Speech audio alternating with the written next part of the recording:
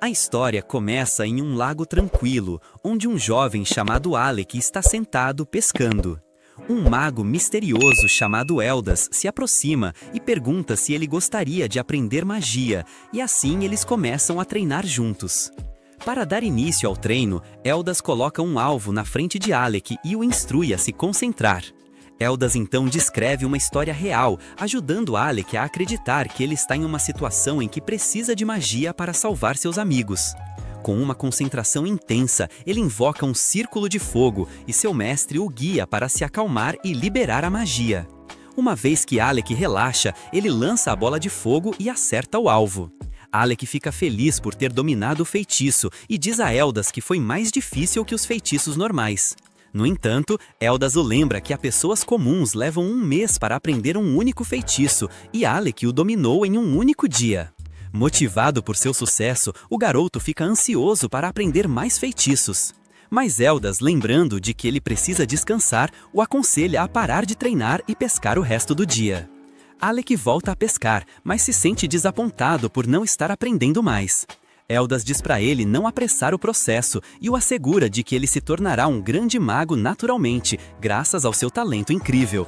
Surpreso, Alec pergunta a Eldas se ele realmente precisa de seus ensinamentos, mas Eldas permanece em silêncio. De repente, um peixe grande começa a lutar na linha de Eldas, mudando o rumo da conversa. Divertido com a falta de jeito de Eldas para pescar, Alec o ajuda a puxar o peixe. Ambos puxam com força e acabam caindo para trás, tirando da água um peixe que se debate sem parar. Vendo o resultado de seu esforço, mestre e aluno começam a rir juntos. No dia seguinte, Eldas entrega a Alec um livro para estudar fórmulas mágicas. Alec acha difícil de entender, então Eldas começa a ensinar os padrões das fórmulas. Eles passam dias juntos estudando as fórmulas complexas, até que um dia começa a nevar. Alec interrompe a lição de Eldas e joga um floco de neve nele, iniciando uma divertida guerra de bola de neve. A felicidade deles, no entanto, dura pouco, já que Eldas decide ir para a capital no verão. Alec fica triste por não o ver novamente e Eldas o avisa para nunca se tornar um mago da corte. Confuso, Alec pergunta por que ele o ensinou magia e Eldas revela que estava retribuindo um favor à falecida mãe de Alec. Após suas últimas palavras, Eldas se vira e deixa Alec para trás. Muitos anos depois, nosso protagonista está estudando na Academia Real de Magia. Ao verificar os registros dos alunos, ele descobre que Eldas se formou como um dos melhores e se tornou um mago da corte. No entanto, Eldas foi exilado da corte mais tarde, o que faz com que Alec sinta uma fúria profunda contra a corte real. Para retribuir o favor a Eldas, ele decide mudar a corte, tornando-se ele mesmo um mago da corte. Algum tempo depois, Alec trabalha como mago da corte no grupo do príncipe herdeiro Regulus. Após uma batalha feroz, o príncipe se vira e o despede de sua posição. Surpreso, Alec pergunta por que ele está sendo expulso e Regulus lhe pede para dizer quais são suas funções. Nosso protagonista responde que seu trabalho é ajudar o príncipe com magia, então Regulus o lembra que ele falhou nessa tarefa durante a batalha anterior. Regulus aponta que ele luta na linha de frente como espadachim, enquanto sua maga Lene lança feitiços ofensivos poderosos e X, o guerreiro, os protege dos ataques inimigos. No entanto, ele pensa que os feitiços de apoio e aprimoramento de Alec são inúteis para o grupo.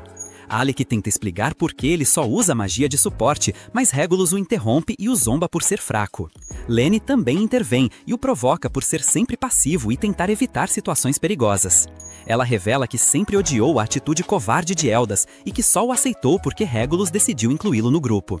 Com a rejeição aberta de Regulus, tanto Lene quanto X se sentem à vontade para expulsá-lo também. Regulus diz que viu potencial em Alec porque ele se formou como um dos melhores magos da corte, mas agora acredita que ele só comprou sua posição. Mais uma vez, Alec tenta se defender, mas Regulus nota uma adaga em seu cinto e a arranca. Ele o repreende por carregar uma arma, dizendo que não permite que plebeus tenham uma. Alec explica que estava apenas se preparando para possíveis perigos, mas Regulus o agarra pelo pescoço com fúria. Ele acredita que plebeus são um bando de idiotas que não sabem obedecer a ordens básicas, e Alec se cala. Regulus rasga a túnica de mago, declarando que ele não merece o título de mago da corte. As duras palavras do príncipe mergulham Alec em um silêncio angustiado e o grupo entra na masmorra deixando-o para trás. Mais tarde, Alec volta para casa para estudar a masmorra, sabendo que o príncipe não tem força mágica suficiente para enfrentar monstros mais fortes a partir do nível 30. Alec toma precauções adicionais para protegê-lo, vai até a capital e pede aos guardas reais para deixá-lo entrar, mas eles se recusam, lembrando que ele perdeu seu título de mago da corte. Enquanto dizem que plebeus não podem entrar, Lene aparece e começa a zombar de Alec novamente. Ao mencionar rumores de que ele chegou ao nível 67, ela diz que ele apenas inventou essas histórias para parecer poderoso. Quando ela se vira para voltar, nosso protagonista tenta segui-la, mas os guardas o impedem. Então, Alec pega um pergaminho e implora Lene para entregá-lo ao príncipe. Ela se vira e pega o pergaminho, e Alec acredita que ela pelo menos fará esse pequeno favor. No entanto, Lene sorri friamente e rasga o pergaminho na frente dele. Em seguida, se virando para ir embora, ela ordena aos guardas que se livrem dele. Pouco depois, Alec retorna à vila, sentindo-se triste por não ter conseguido mudar a corte real, mesmo após 4 anos de esforço. Enquanto está perdido em seus pensamentos, sua antiga líder de grupo chamada Yora o vê parado ali. Ele se vira para olhá-la e ela rapidamente corre para abraçá-lo. Ambos se sentam juntos e Alec conta a Yora tudo o que aconteceu. Compreendendo por que ele se sente deprimido, ela fica furiosa com a injustiça da corte do reino de Galdana. Enquanto reclama da obsessão deles em segregar plebeus e nobres, Alec se preocupa que alguém possa ouvi-los. No entanto, Yora aponta que eles estão sozinhos antes de se lembrar do sofrimento dele. Ele a assegura de que ficará bem e ela fica feliz por ele ter sido expulso do grupo do príncipe. Isso o deixa confuso. Então Yora o lembra que ela fez uma promessa anos atrás, recrutá-lo novamente para seu grupo. Dizendo que veio à capital apenas para recrutá-lo, ela se levanta e pergunta a Alec se ele quer se juntar ao grupo dela.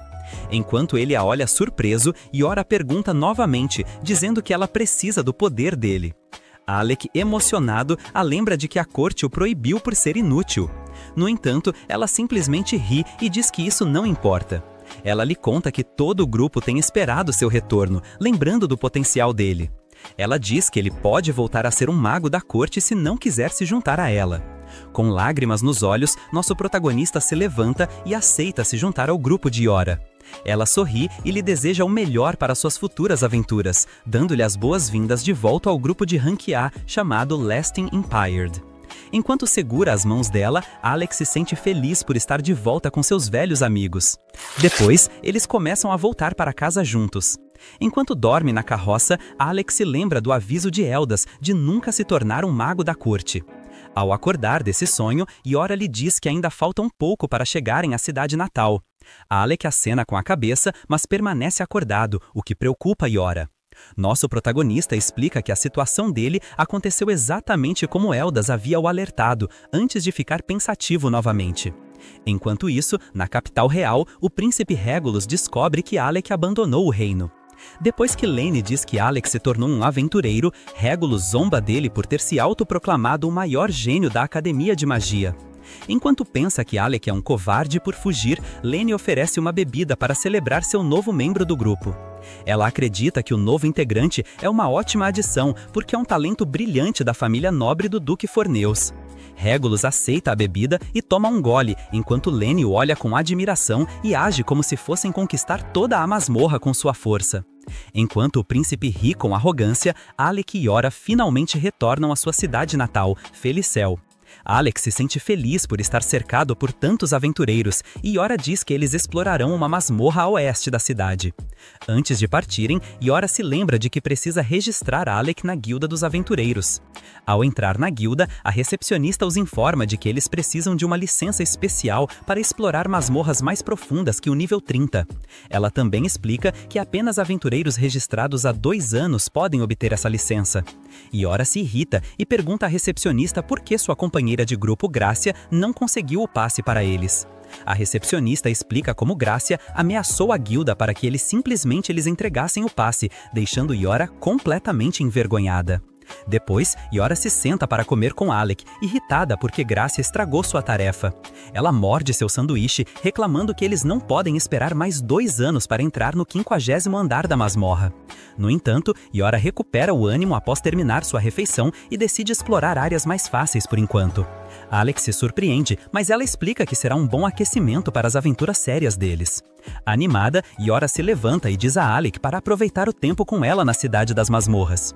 Depois do almoço, eles vão para uma masmorra onde um enxame de insetos monstros o cerca. Yora lança magia defensiva sobre ele, que avança e começa a cortar os insetos. Yora fica feliz com o trabalho em equipe, mas aponta que esta masmorra inicial é extremamente difícil de ser limpa. Enquanto os insetos começam a se multiplicar, nosso protagonista percebe que deve ter ocorrido algum acidente nos níveis mais profundos da masmorra. Yora lança um feitiço defensivo sobre si mesma e avança, mas Alec diz que não é seguro. Confiante, ela continua, dizendo que Alec perdeu seu antigo valor. Yora o lembra que ele nunca recuava diante de nenhum monstro e pede para ele confiar em seu julgamento. Ao ver os monstros se reunirem e bombardearem o escudo de Yora, Alec se sente preso, mas se lembra de que não é mais um mago da corte tentando ajudar um príncipe mimado. Sentindo a liberdade de ajudar sua amiga, Alec se concentra e reúne sua magia. Yora nota sua concentração e Alec libera um poderoso feitiço de fogo que queima todos os insetos até virarem cinzas.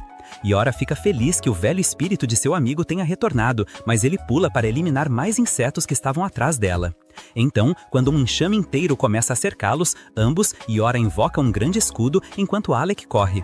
Os insetos zombam inutilmente ao redor deles, enquanto Alec cria um enorme círculo mágico, lançando um feitiço de raio devastador que aniquila todos eles. Aliviado por a luta terminado, nosso protagonista suspira e Yora o parabeniza. De repente, um enorme verme monstruoso emerge do chão e agarra Yora. Sem tempo para relaxar, Alec se dá conta de que esse verme deve ser a causa do pânico dos insetos. Enquanto está pendurada nos dentes do monstro, Yora lembra a ele que ela tem a magia de apoio mais poderosa da academia. Ela sorri, lembrando que ele possui os feitiços mais poderosos para ajudá-la. Com o apoio de Yora, Alec invoca um dragão flamejante que se enrola em sua varinha, canta um feitiço chamado Tornado Flamejante e o lança contra o verme. O dragão devora o monstro instantaneamente e queima todo o seu corpo até virar cinzas, deixando Yora em segurança dentro de sua bolha defensiva. Depois de aterrissar no chão, ele corre até ela, que elogia suas habilidades. Yora diz que ele é o mago mais forte do mundo e Alec aceita timidamente seu elogio. Ela pensa que ele age exatamente como nos velhos tempos, enquanto lembra de uma das batalhas passadas de seu grupo. Algum tempo depois, o grupo de Yora está lutando contra uma hidra. O cavaleiro tenta acabar com ela, mas sua lança ricocheteia inutilmente contra a pele do monstro. Para ajudar o cavaleiro a escapar, a arqueira do grupo distrai a hidra, mas ele fica irritado porque ela interrompeu seu ataque. Enquanto eles discutem, a hidra cospe uma gigantesca bola de fogo em direção a eles, e Yora a bloqueia com uma parede de gelo. Mas outra cabeça do monstro lança um feitiço de raio. Ela detém o raio com seu escudo de terra, mas se sente exausta de enfrentar tantos elementos ao mesmo tempo. Quando a situação parece desesperadora, Alec chama todos por trás. O grupo finalmente sente alívio enquanto ele combina os 5 elementos em um único feitiço devastador que atravessa a poderosa hidra. Felizes por ter seu velho amigo de volta, o grupo corre para cumprimentar Alec. Após terem estabelecido um recorde ao superar o nível 68, todos se sentem empolgados para se aventurar ainda mais fundo e fazer história juntos como o Lasting Period. E agora Alec estava se juntando à mesma equipe de amigos novamente. Quando destruíram o chefe do nível 68 e voltaram para a Academia de Magia, foram aclamados como o melhor grupo de estudantes que a Academia via há muito tempo. Até o instrutor deles, chamado Rose, sabia que havia algo diferente naqueles 4 estudantes, pois pareciam se encaixar e trabalhar juntos com uma sinergia inigualável. Todos voltaram das masmorras com hematomas e cortes, mas com sorrisos largos no rosto, pois haviam acabado de bater o recorde de todos os tempos de alcançar e atravessar o 68º andar com masmorra. E não apenas bateram um recorde, eles o destruíram, já que a última equipe mais forte só tinha conseguido chegar até o 32º andar. Finalmente, chegou o dia da formatura, e Rose divulgou as notas. Ren ficou em 4º lugar na turma, seguido por Kra, que ficou em 3º, depois de Ora, que foi a vice-campeã, e por fim Alec, que foi o aluno com a melhor pontuação de longe na história recente, o orador da turma. Eles estavam todos felizes e cheios de esperança na época, zombando do instrutor e apanhando por isso também. Enquanto saíam da academia juntos, os estudantes restantes observavam com inveja o que pensavam ser o nascimento de uma das melhores equipes que já veriam. Uma equipe que definitivamente ganharia status lendário, sem saber que Alec logo decidiria que não queria seguir a carreira de aventureiro, e em vez disso, queria se tornar mago da corte. Seus colegas de equipe ficaram chocados com a notícia, mas perceberam que o trabalho de mago da corte era comparativamente mais fácil, com um salário muito melhor e mais estável. Embora desanimados, nunca culparam Alec e lhe desejaram boa sorte no futuro. Iora, por sua vez, prometeu que um dia eles estariam em uma equipe novamente. No presente, essa promessa parecia ter se cumprido, enquanto Iora e Alec comemoravam em um bar, onde após apenas um copo de bebida, Iora ficou completamente bêbada e apagada. Ela começou a ficar brava por não terem permissão para ir para as masmorras mais profundas ainda, mas logo acabou dormindo ali mesmo no banco. Alec sorriu para ela, lembrando como ela era basicamente a mesma, mesmo durante os anos de academia. Como um verdadeiro cavalheiro, ele colocou o casaco nela para que pudesse dormir um pouco mais aquecida. Mas uma das pessoas dentro do bar não parecia gostar de cavalheiros, já que ele estava na vibe Sigma. Ele se aproximou de Alec, zombando dele por ser um beta, mas Alec me ignorou completamente, já que o homem era fã de Andrew Tate, referência a Andrew Tate. Ele obviamente tinha problemas de raiva, então levantou a garrafa para quebrá-la na cabeça de Alec, mas Alec usou um escudo de mana sem esforço para bloquear o ataque antes de se virar para encará-lo. O homem sorriu para ele, feliz por finalmente ter conseguido alguma atenção. Ele já sabia que Alec era um mago da corte, e disse que não esperaria que alguém tão elite quanto ele estivesse por aí tentando se tornar um aventureiro. Essa mudança repentina de humor o surpreendeu. Mas o que o surpreendeu ainda mais foi o fato do homem corpulento tirar um cartão do bolso que se revelou ser um passe de aventureiro, e colocá-lo na mesa à frente dele. Alec ficou confuso e perguntou o que diabos ele estava fazendo, mas o homem simplesmente respondeu que era um pedido de desculpas por tê-lo testado com a garrafa. No entanto, ele também colocou outra condição. Alec deveria mostrar sua magia se quisesse pegar o passe. Alec ainda estava confuso, quando de repente Iora, a idiota, acordou groggy e chamou o homem de mestre da guilda, perguntando o que ele estava fazendo ali. Alec ficou sem palavras, imaginando por que o mestre da guilda simplesmente lhe daria um passe. Mas o homem parecia ser de boas assim, e o entregou, antes de levá-los para o campo de treinamento. Ele disse que aquela era a área de treinamento subterrânea, onde ele testava as equipes que queriam subir de nível, e era ali que Alec mostraria sua força. Iora disse que talvez não fosse o melhor momento, já que Alec estava bebendo há um tempo, mas Alec afirmou que ainda tinha mana suficiente para lutar. O mestre da guilda se apresentou formalmente a Alec como Levi, e isso imediatamente fez tocar um sino na cabeça de Alec, que percebeu que o mestre da guilda era um mago muito poderoso que costumava liderar uma equipe de Rank S há um tempo. O mestre da guilda riu, dizendo que aquelas eram memórias vagas agora, e esclareceu os requisitos, que eram muito simples. Alec tinha que impressionar Levi com suas habilidades mágicas, e só. Com isso, os dois se prepararam para a sessão de treino, e Alec deu o primeiro passo, usando sua magia ofensiva de raio, que foi habilmente esquivada por Levi, que por sua vez usou magia de água, e jogou balões de água, imagino. Alec esquivou e percebeu que o mestre da guilda tinha vantagem em termos de alcance, então ele teria que tentar outra estratégia. Decidiu transformar a luta em um combate corpo a corpo. Mas para sua surpresa, em vez de recuar, Levi bateu no chão com os punhos e usou magia de reforço em si mesmo, aumentando muito sua velocidade. Ele disparou em direção a Alec, desviando dele no último momento e começou a girar em torno dele a uma velocidade incrível, antes de tentar acertar um soco sólido, que Alec mal bloqueou com seu escudo de mana. O escudo, no entanto, acabou se estilhaçando devido à força pura do golpe e ele foi lançado contra as paredes. Levi ficou impressionado com sua durabilidade, dizendo que poucas pessoas sobreviveriam àquele soco, mas Alec saiu da nuvem de poeira, afirmando que Levi era, de fato, um verdadeiro aventureiro de Rank S.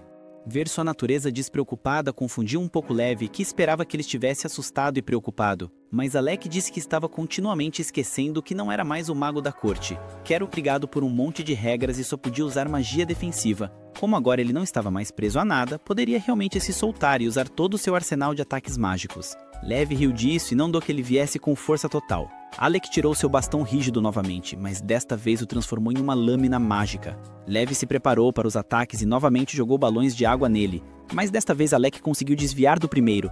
Antes de cortar o próximo, ele fingiu ir para a ofensiva, o que forçou Levi a fazer o mesmo, mas tudo isso era um plano. Quando Levi usou sua magia de auto-reforço e correu em direção a Alec, ele armou uma arapuca, o fez explodir com um raio e em seguida o cortou, indo para o outro lado. Levi ficou parado por alguns momentos, dizendo que Alec era realmente algo diferente, pois já havia superado sua magia. Mas para a surpresa de Alex, Levi ainda não tinha terminado e ativou seu trunfo. Ele tirou manoplas mágicas cobertas com escamas de dragão, o que lhe deu um aumento imenso de força. Com todo aquele poder, ele avançou direto para Alec, que mal desviou do golpe. Os socos criaram uma cratera no chão, mas Alec não estava pronto para recuar. Ele usou seu feitiço de relâmpago nele, mas Lev simplesmente sacudiu, ignorando completamente o golpe. Lev empurrou o ataque e tentou socar Alec, que bloqueou o golpe com seu escudo, mas foi empurrado para trás. Ele se perguntou o que poderia fazer em seguida para lidar com aquele monstro. Mas Lev tinha mais truques na manga e usou uma habilidade especial de suas manoplas, que o curava de quaisquer ferimentos. Alec percebeu que quanto mais ele arrastasse a luta, piores seriam suas chances de vencer. Então decidiu acelerar o ataque e começou a dar golpes e estocadas em Lev, que conseguiu bloquear todos os ataques, provocando Alec para que ele fizesse melhor.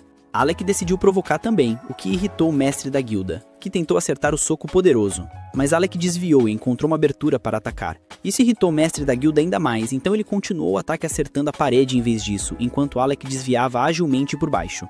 Lev não lhe deu espaço para respirar, no entanto, e tentou acertar outro ataque. Mas Alec bloqueou com sucesso antes de tentar dar o golpe da vitória. Para sua surpresa, o mestre da guilda era muito mais resistente do que parecia, e absorveu o dano antes de tentar um golpe duplo que cobriu o ar com uma nuvem de poeira.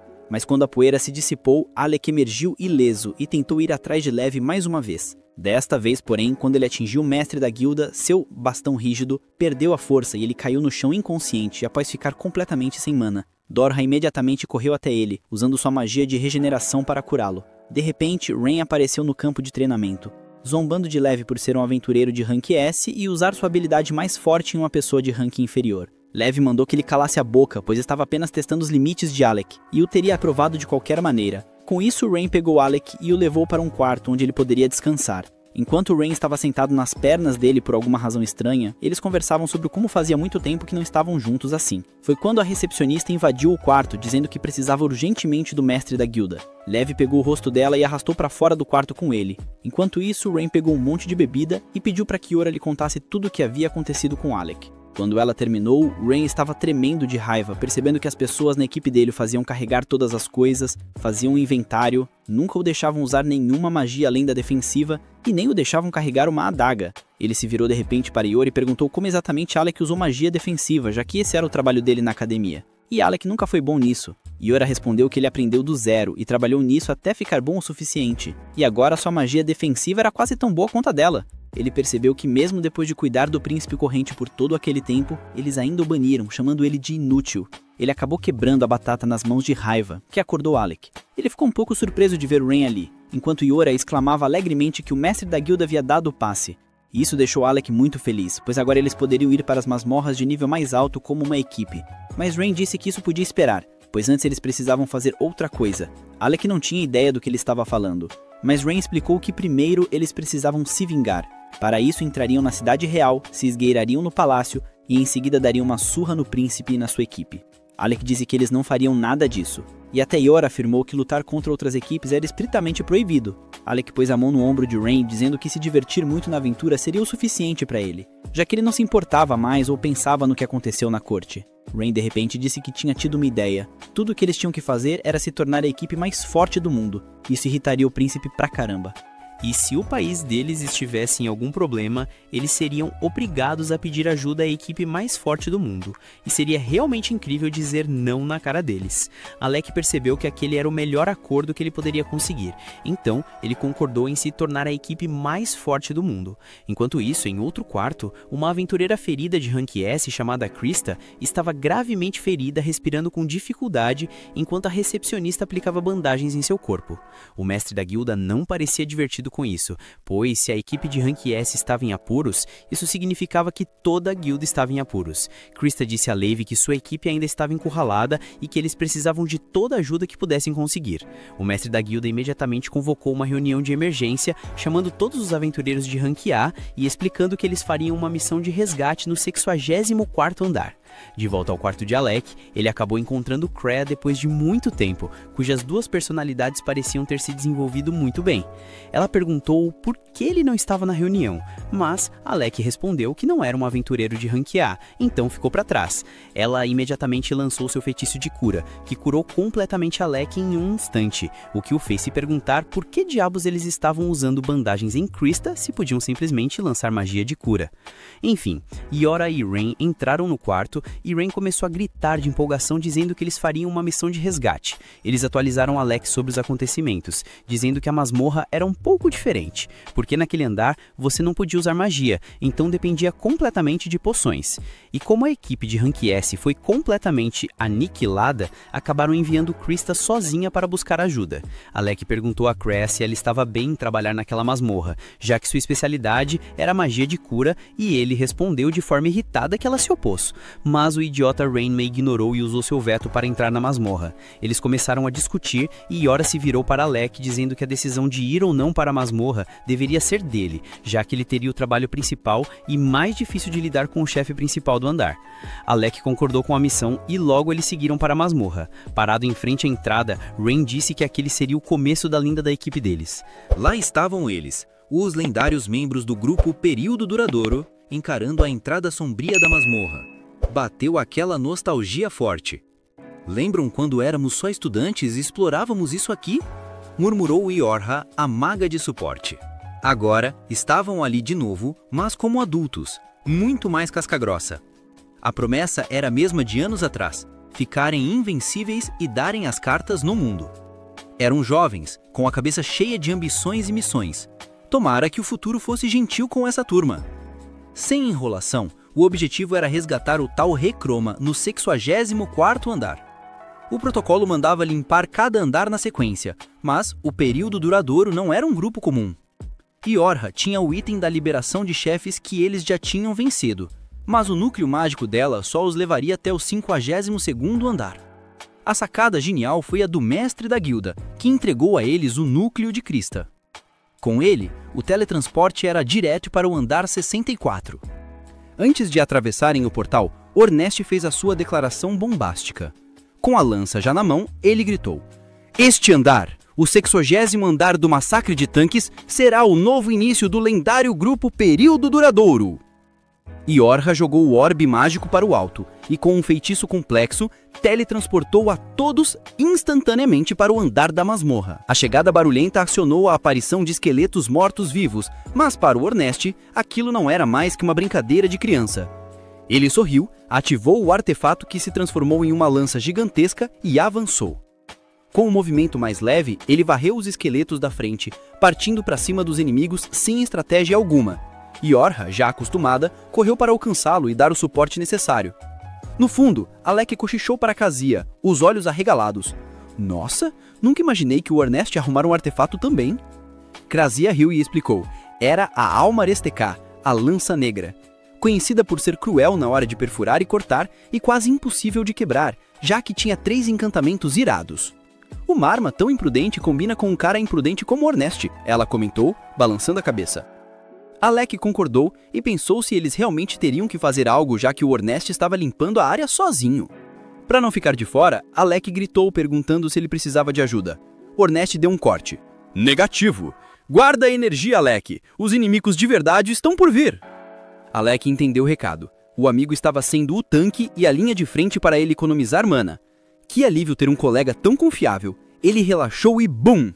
Sentiu que seria atacado pelas costas. Ele agiu mais rápido que um raio, conjurando um feitiço para trás, mas não acertou nada. Será que imaginou? Olhando com mais atenção, ele percebeu. Tinha um inimigo escondendo a presença ou totalmente invisível. Ele atacou o ar com a blanda mágica, forçando a criatura a se materializar. Era um ceifador. Ornest riu. Bom ver que o meu velho amigo Alec não perdeu o jeito. E deixou a briga para ele, confessando que não sabia lidar com criaturas que sumiam do nada. O ceifador avançou com a foice, mas Alec foi mais rápido. Acertou o golpe preciso e derrotou o monstro instantaneamente. Alec parou e olhou para o grupo. Ninguém parecia surpreso com o ceifador. Eles já sabiam que o andar estava infestado, o que significava que estavam testando a habilidade do mago de ataque enferrujado. Enfim, mais mortos-vivos cercaram a área. Ornest e Alec mergulharam na batalha, com Krazia e Yorha dando suporte mágico sem parar. Alec finalizou a leva com um trovão, rápido. Ele tinha certeza, a área estava completamente limpa. Ornest percebeu a estranheza, porque Alec só usava o feitiço trovão se tinha um arsenal de combate. A resposta envolvia um rolê confidencial com um palhaço real que ele servia, mas ele desconversou. Uso esse feitiço porque é o mais rápido de ativar, simples. Ornest sabia que ele estava escondendo algo e ia confrontá-lo, mas... O chão tremeu com uma violência absurda. Yorha apontou. É o chefe do andar! Com o impulso mágico de Yorha, Ornest disparou na frente com sua habilidade de raio, enquanto os outros 3 correram atrás, num ritmo bem mais lento. Chegando ao final do corredor, eles caíram em um campo aberto e deserto. Alec viu Ornest olhando para o chão com uma cara de quem não acreditava. Ele olhou também, e lá estava ele, um aventureiro chamado Loki, sendo perseguido de forma patética por um monstro estilo dinossauro. O chefe do andar corria atrás do coitado, que implorava por ajuda. Ornest não moveu um músculo para ajudar. Loki, o mago de suporte, era conhecido por ser o maior idiota do grupo de Recroma e Krista. Loki viu Ornest e, percebendo que ficaria na mão, ameaçou. Vou te assombrar se me deixar morrer! Ornest não ligou. Loki tropeçou e caiu de cara. Alec tentou ir em socorro, mas Krasia o segurou. É a armadilha, típica desse mago furtivo. E era mesmo. Assim que o monstro se aproximou da presa caída, Loki ativou uma armadilha mágica poderosa e esfaqueou o monstro com várias lâminas gigantes. Ele se levantou achando que tinha causado um belo estrago e começou a provocar. O monstro então liberou um ataque mágico final contra ele. Loki percebeu que era o fim, por enquanto. Felizmente, Ornest finalmente interveio e o salvou do golpe. Alec, Krasia e Yorha desceram para a luta. O monstro veio rápido na direção de Alec e Yorha o protegeu com o escudo. Antes que ele pudesse invocar seu raio, viu o monstro se virar. Yorha pensou que era recuo, mas Alec soube na hora. O monstro estava indo para a direção do Ornest, ou seja, iria atrás do Loki. A armadilha ainda doía e o monstro não ia perdoá-lo. Gritaram para o Ornest tirar o Loki dali, mas o guerreiro ainda queria dar um show. Ele deslizou por baixo do monstro e o distraiu, ficando na retaguarda. Como esperado, o monstro vingativo se virou para caçar Loki de novo. Dessa vez, Ornest se preparou para lançar Loki em direção aos colegas. Peguem ele! Mas como ninguém se importava o suficiente, o garoto foi lançado e rolou o morro abaixo. Yorha ordenou a Krasia. Leva ele para um lugar seguro. Krasia se esforçou, arrastando Loki para o outro lado. Mas Loki, folgado que só ele, relaxou no corpo dela, tornando o trabalho infernal. É por isso que ele era tão odiado. Quando Krasia chegou ao limite da montanha e fez um sinal de joinha para avisar que Loki estava a salvo, Alec se preparou. Ornest pediu o aprimoramento mágico de Yorha, que atendeu na hora, invocando todos os seus 5 sentidos para dar um boost perfeito. Com a força mágica, Ornest correu para cima do monstro, mas ele se defendeu. Ornest voou para esfaquear o corpo, mas o monstro usou a cauda para persegui-lo e o jogou com tudo no chão. Yorha correu preocupada, mas o monstro atacou de novo. Ela usou suas habilidades de escudo que começaram a rachar. A única esperança naquele momento era Alec. Enquanto isso, Loki, se recompondo, olhou e viu a pessoa estranha no time. Reconheceu na hora. O período duradouro estava reunido novamente. Eles voltaram maiores, mais fortes e melhores. Loki ficou pasmo com os feitiços de Alec. Ele lembrou. Um mago que lança 3 feitiços é bom, mas quem lança 5 de uma vez é um gênio. Mal sabia ele que Alec era mais que isso, era o prodígio e lenda. Para o choque de Loki, Alec disparou 20 feitiços mágicos de uma vez, e círculos mágicos cercaram o monstro. Ornest saltou para esfaquear o rabo do bicho e gritou. Alec então invocou seu raio e magia de aceleração ao mesmo tempo. Loki ficou de queixo caído com a velocidade desse poder. Alec se preparou para o golpe final, mas o monstro, sentindo o poder, tentou fugir. Ele quebrou a magia e tentou atacar, mas Krasia entrou na jogada e imobilizou o bicho com uma chuva de flechas. Yorha usou suas habilidades de amarração e Alec invocou seu selo de 4 direções. Trabalho em equipe que nem sonho. O monstro, mais calmo que o Alec, tentou invocar uma nova magia. Alec pensou na técnica final, uma habilidade mágica que o ancião lhe ensinou. O ancião disse que só 2 pessoas na academia conseguiam usar, o Genya que a criou e o próprio Alec. Era hora de mostrar serviço. Ele ativou a reflexão, uma habilidade rara que assume uma forma maior do que o inimigo está invocando. Uma grande bola vermelha atingiu o monstro, mas Alec não parou. Dessa vez ele queria incendiar o monstro. Ativou Helios e uma grande explosão de fogo irrompeu. Depois do ataque arrasador, ele se virou para sair. Sabia que um certo louco ainda ia finalizar o serviço. E esse louco era Ornest. Alec usou seu poder de perfuração e corte para dividir o monstro em 2. Ornest pulou para brigar com Alec por chamá-lo de louco. Alec enrolou ele dizendo que era um elogio e o provocou chamando de gênio. Os outros entraram na onda, lembrando Ornest que ele tinha ficado em 4º lugar na academia, então estava longe de ser gênio. Um estraga-prazeres se juntou à celebração, Locke. Ele confessou que conhecia Alec, que ele era mago da corte.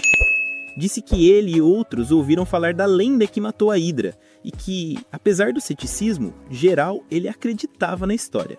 Alec confessou que não era mais mago da corte. Locke zombou dos nobres por perderem uma joia daquelas. Locke pediu uma poção para se recompor e revelou o motivo da sua exaustão. Ele deu todas as poções para os colegas que estavam lutando contra o verdadeiro chefe. O grupo ficou em choque. O monstro que acabaram de derrotar não era o chefe. Locke informou que eram 2 chefes, e eles tinham lutado contra o mais fraco. A equipe dele usou Locke como isca para atrair o chefe com o QI mais baixo para que pudessem lutar contra o chefão. Intrigados, perguntaram sobre o verdadeiro chefão. Locke revelou que era um cavaleiro morto-vivo envolto em armadura da cabeça aos pés. E o mais bizarro, a armadura estava vazia. Ele alertou, como o monstro era blindado, ataques físicos só iriam atrasá-lo, nunca derrotá-lo. Locke sacou uma arma em forma de cruz e a entregou a Alec. Eles precisavam da ajuda dele. Locke disse que Alec era o melhor para ser a isca, pois os monstros subestimariam ele. Assim que Alec segurou a cruz, ela se transformou em uma Shuar. Alec reconheceu a arma como o divisor do céu e da terra. Ornest se perguntou por que Locke daria uma joia dessa para Alec. Yorha adivinhou que Locke queria fazer de Alec o alvo principal da luta. Yorha ficou na defensiva.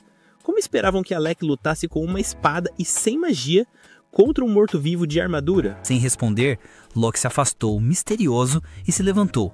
Afirmou que a vez era dele. Por outro lado, finalmente, vemos como o grupo de Sua Alteza e seus amigos estúpidos sofrem de uma vez por todas. Ele perturba a maga dele para que contra-ataque usando magia, mas ela não consegue por algum motivo. Qual será? Depois, ele pensa que conseguirá fazer algo com suas espadas, mas acaba jogado no chão. Assim, todos saem correndo como os inúteis que sempre foram. O príncipe se pergunta por que nada está dando certo. Ultimamente, ele se cansa muito e a espada pesa o dobro de antes. Pensando bem, tudo isso começou quando ele tirou Alex da equipe. Em vez de ser adulto e aceitar sua inutilidade, ele acha que Alec não andou bruxaria, o coitado. Por causa disso, ele decide chamar Bogan, um nobre que tem um trabalho bem parecido com o de um xamã. Ele o examina, passa o ovo e constata que não tem absolutamente nada. Mas Fercus não quer aceitar. Para ele, não faz sentido seu desempenho ter caído tanto, e ele tem certeza de que foi Alec.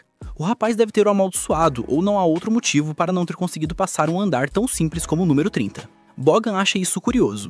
Ele o faz ver que o andar 30 tem um campo anti-magia e pergunta quão boa foi sua magia de apoio. O príncipe considera isso algo completamente inútil, coisa pra gente fraca, e que não tem nada a ver com essas bobagens. Isso já levanta um pequeno alerta em Bogan, que pergunta se Alec não o avisou sobre o campo de anti-magia do andar 30. Ele deveria saber, pois fez parte do lendário grupo de estudantes que alcançou o andar 68. Isso, sim, causou muita graça ao príncipe, que acha que tudo isso é palhaçada que os plebeios inventam para não ficarem mal na vida.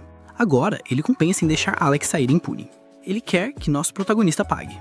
Nisso, um senhor aparece para lhe dizer que seu querido pai, o rei, está chamando, pois quer falar sobre Alec Kigret. Isso deixa o príncipe contente, porque seu papito está por dentro de tudo. Ele entra feliz para reclamar, mas o rei, de repente, menciona Eldas Megeila. Seu filho não entende do que ele está falando, por isso o rei explica que isso é o nome do último mago da corte que ele expulsou. Isso foi há mais ou menos uma década, porque Eldas era bem teimoso e teve a ousadia de dizer que o rei deveria tratar melhor os magos da corte. Caso contrário, algo terrível aconteceria com Galdana num futuro próximo. O rei pensava que Eldas era um bom nobre, mas não deixava de ser estúpido. Por isso seu filho acha que o exílio foi uma boa decisão. Mas a história não termina aí.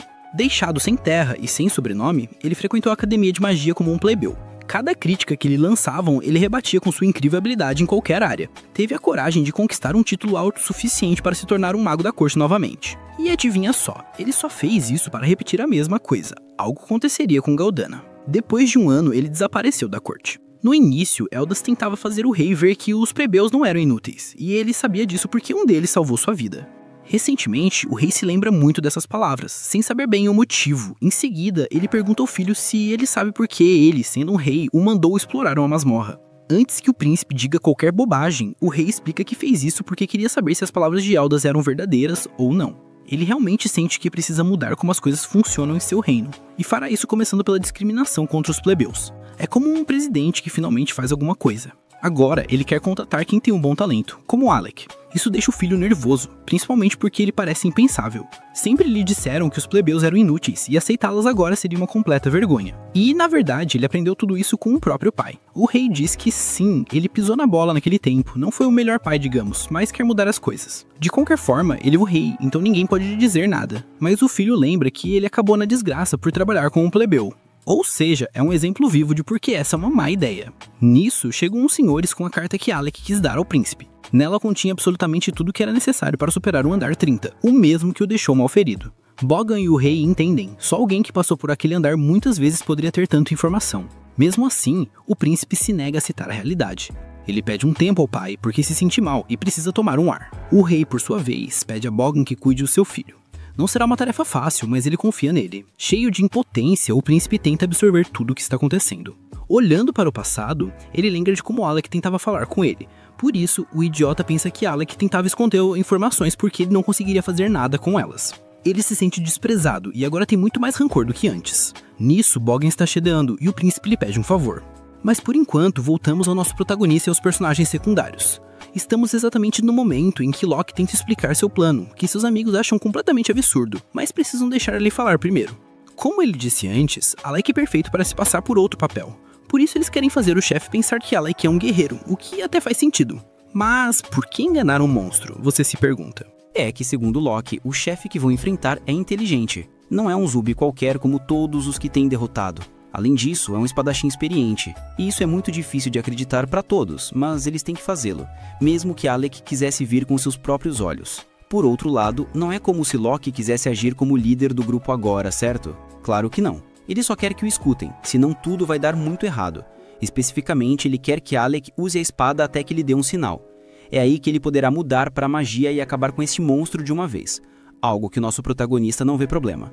Com isso resolvido, a próxima é Crácia, que está bem relutante em obedecê-lo. Mesmo assim, Locke insiste muito nisso, pois o papel dela também é muito importante.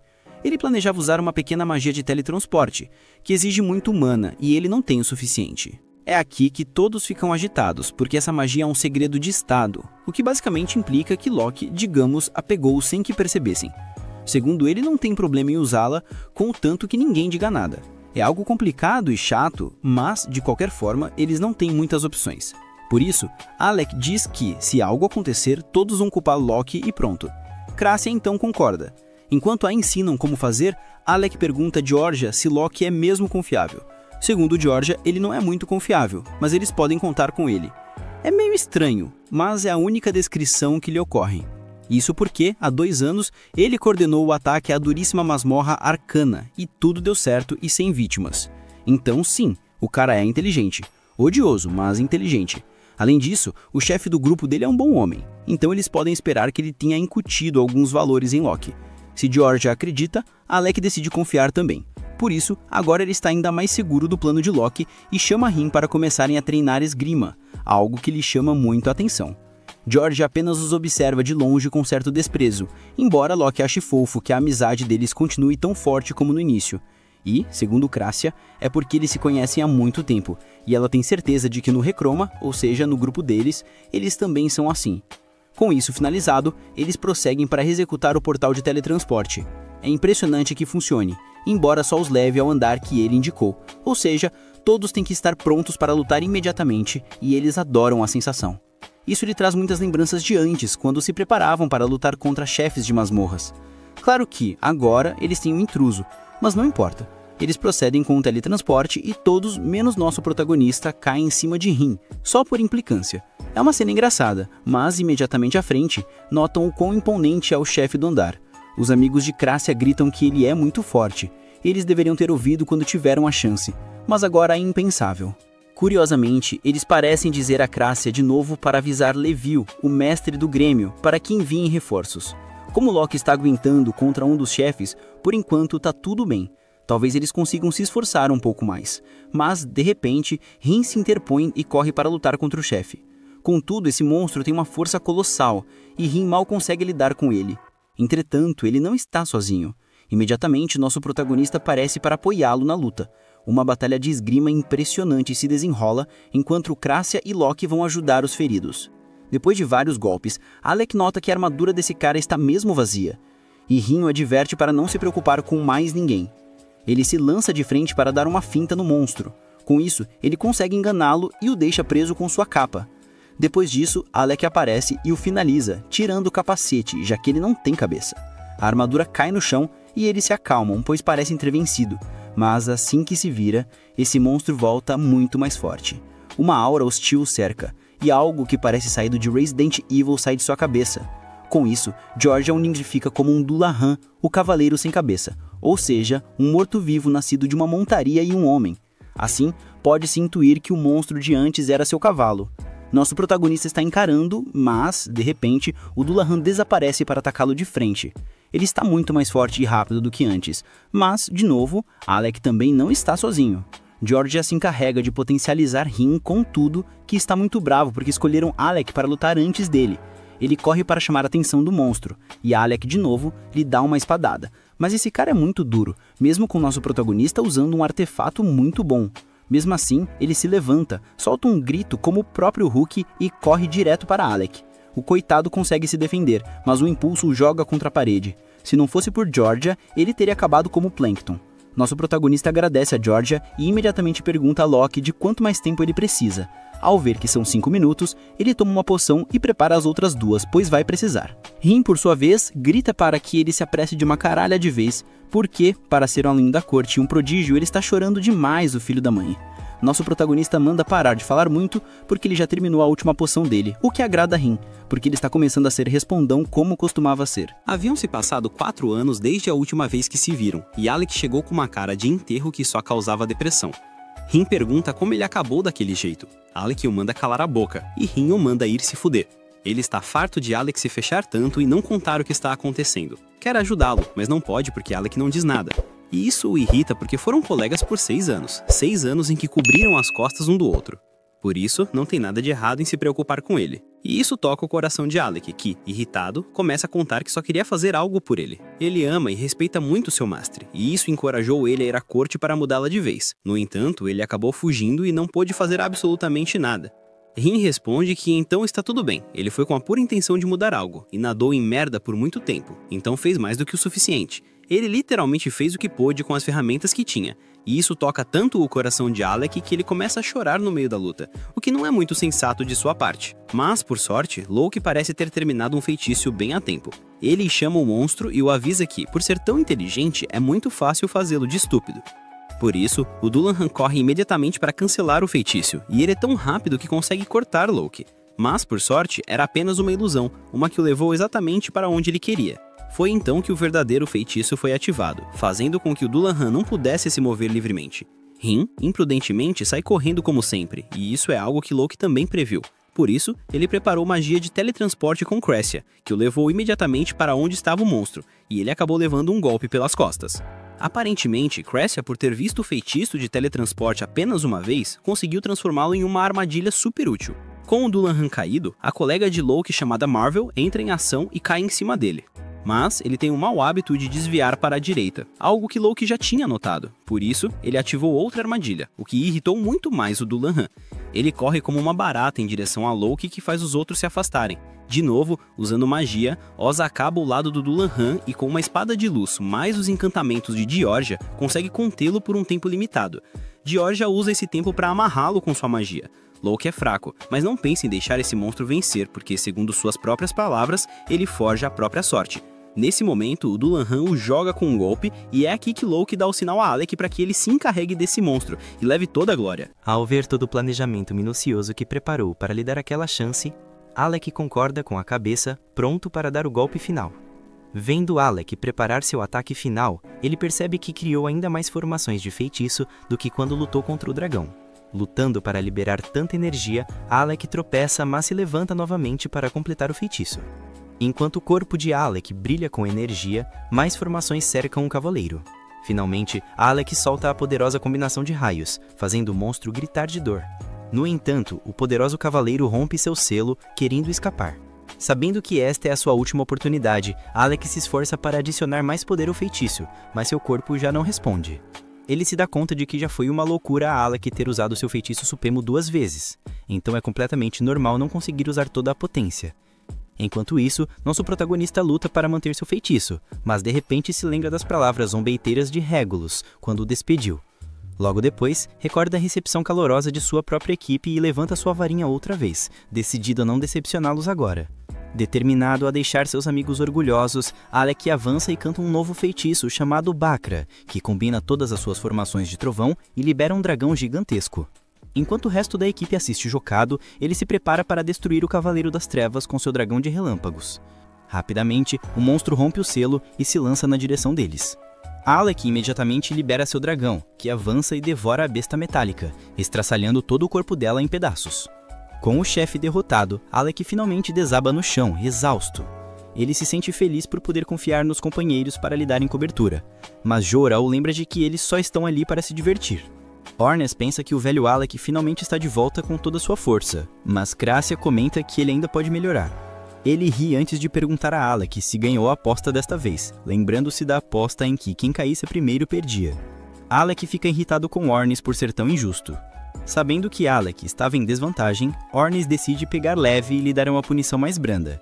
Ele diz a Alec que nunca mais guardar segredos da equipe, reforçando que deve sempre confiar nos amigos para resolver seus problemas. Ao ver a preocupação sincera do amigo, lágrimas escorrem pelo rosto de Alec enquanto ele brinca sobre a punição leve. Ornes pergunta se Alec quer sofrer de verdade e decide não tentar a sorte. Enquanto Alec se sente grato por ter amigos tão maravilhosos, Rywell e Marvel se aproximam.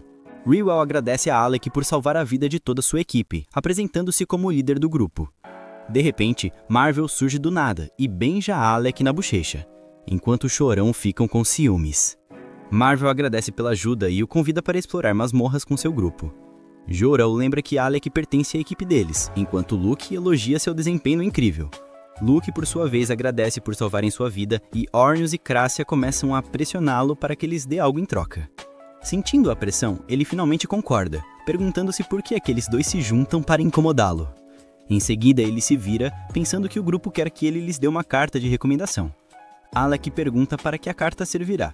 Ele explica que para ascender ao Rank S, todas as equipes de Rank A precisam de uma carta de recomendação e da aprovação do mestre da guilda. Alec tranquiliza dizendo que ele mesmo escreverá a carta, e Orm sugere que é melhor enviar Rywell em vez de Luke. Sentindo-se atacado, Luke pergunta se todos o odeiam tanto, e literalmente cada um deles concorda com a cabeça enquanto riem de sua miséria. Quando a discussão termina, Alec se dirige ao local onde derrotou o cavaleiro e pega seu núcleo de monstro. Com o núcleo em mãos, a equipe de Rywell se despede e sai da masmorra. Eles elogiam Lasting Period por suas habilidades incríveis e todos sorriem, celebrando o trabalho bem feito. Depois, a equipe retorna à guilda, onde Alec recebe sua recompensa da recepcionista.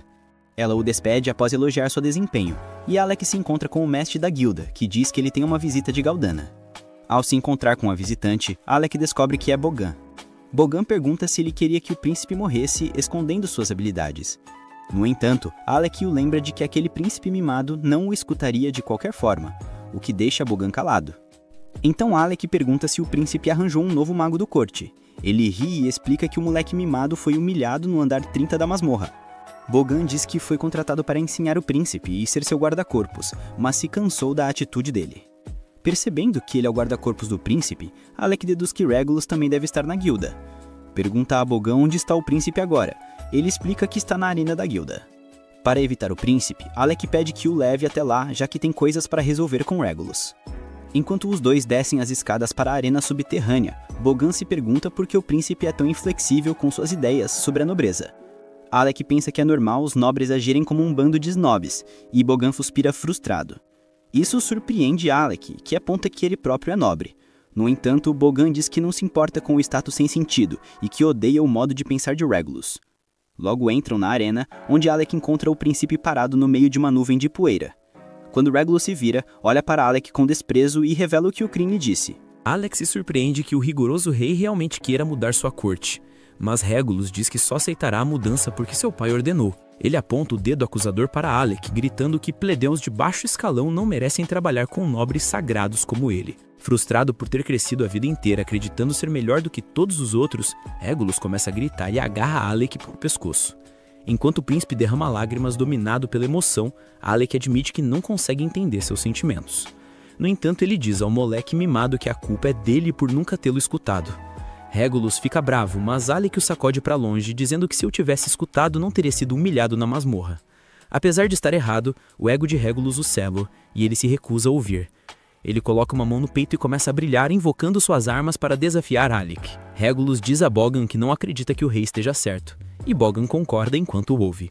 O príncipe lhe diz para fazer o rei mudar de ideia se conseguir derrotar Alec e provar a superioridade dos nobres. Após o anúncio, Regulus se lança contra Alec, que bloqueia seus ataques. Nosso protagonista se surpreende que Regulus tenha mudado para as espadas gêmeas, e o príncipe diz que é apenas um artefato antigo. Ele lembra a Alec que ele mesmo lhe disse para parar de usar uma espada mais pesada. Alec tinha dito a Regulus para mudar para espadas gêmeas menores, já que seriam mais fáceis de manusear com seu corpo jovem. Mesmo seguindo seu conselho, o príncipe cai no chão enquanto Alec desvia de seu ataque. Vendo a súbita paixão do príncipe, Alec pergunta a Bogan se ele o encorajou a fazer isso. O guarda-costas calmamente responde que queria que Regulus confirmasse a habilidade de um plebeu com os próprios olhos, já que era teimoso demais para reconhecer. Enquanto o príncipe luta para se levantar, Bogan diz a ele para provar com ações toda a sua conversa sobre nobres. Irritado com o desafio, Regulus tenta atacar novamente, mas Alec bloqueia de novo. Enquanto o príncipe ataca desesperadamente a Alec, Bogan revela que disse ao príncipe que ele ganharia seu respeito se agisse, mesmo que não pudesse provar. Então Regulus carrega um ataque especial para quebrar as defesas de Alec, mas ele ainda assim desvia do golpe. Esgotado, Regulus percebe que Alec está potencializando suas próprias habilidades com magia de suporte. Ele se lembra que, quando explorava as masmorras com Alec, nunca se cansava porque a magia de suporte o protegia durante suas ações imprudentes. Em resposta, nosso protagonista diz que estava apenas cumprindo seu dever. Mas Regulus revela que, quando foi à masmorra depois de demiti-lo, apanhou todas as vezes. Frustrado com as derrotas repetidas, Regulus finalmente leu as anotações de Alec. Embora tenha ferido seu ego inflado, Regulus admite que as anotações são perfeitas e muito detalhadas. Isso o deixou totalmente frustrado por Alec poder prever o que ele faria em situações perigosas, e ele pensou que Alec era um completo gênio. Lamentavelmente, apesar de reconhecer a habilidade de Alec, Regulus diz que ainda quer derrotá-lo. Ele o desafia a levar a sério, então o mago finalmente invoca sua espada. Desta vez ele fica sério e lembra ao príncipe que pode esmagá-lo sem problema algum. Antes de se mover, Alec pergunta ao príncipe se o rei realmente acha que a corte não precisa mudar. O príncipe revela que o rei está testando as habilidades de nobres e plebeus e o fez explorar a masmorra como um experimento. Regulus se sente humilhado ao perceber que foi apenas um projeto de teste para o pai, e Alec finalmente entende porque o rei foi tão gentil com ele todos aqueles anos. O príncipe pergunta se ele está satisfeito, mas Alec diz que antes costumava pensar que perdeu todos aqueles anos no palácio. No entanto, se o rei mudou de ideia, significa que seus esforços e as lutas de Eldas todos aqueles anos não foram em vão. Quando Alec expressa sua felicidade, Regulus fica em choque. Então, ele finalmente empunha sua espada, pronto para terminar o duelo. De repente, Alec aparece na frente de Regulus em um instante e levanta sua espada. Enquanto o príncipe mimado estremece de terror, Alec derruba suas espadas bem na frente de Bogan. Quando a poeira baixa, Regulus fica olhando para Alec do chão. Ele pergunta furioso por que ele não o atingiu, pensando que o perdoou por pena. Regulus pergunta para Alec por que ele não está mais bravo com ele, lembrando todas as vezes que o humilhou sem motivo. Enquanto o príncipe continua seu desabafo, Alec o observa em silêncio enquanto Regulus cai no choro. O jovem príncipe perde toda a esperança, pensando que seus ideais de sonhos anteriores agora não significam nada. O príncipe pergunta o que fazer agora, já que não sabe o que é certo. Ele pensa que talvez, se morresse, o pai reconheceria sua decisão pela tristeza. No entanto, ao ver Alec olhando para ele com pena, Regulus pensa que não há saída para ele. Em seu desespero, Regulus pergunta a Alec o que ele deveria fazer agora, o que faz o outro rir. Nosso protagonista se desculpa em rir, mas diz que nunca pensou que o príncipe lhe pediria conselhos de vida. De repente, ele explica que, no início, ele queria bater em Regulus e se vingar de todo o sofrimento que lhe causou. No entanto, como o príncipe chorando e implorando por ajuda, ele não consegue evitar rir do absurdo da situação. Então, para responder a Regulus, ele diz que não sabe, já que ele depende dos outros.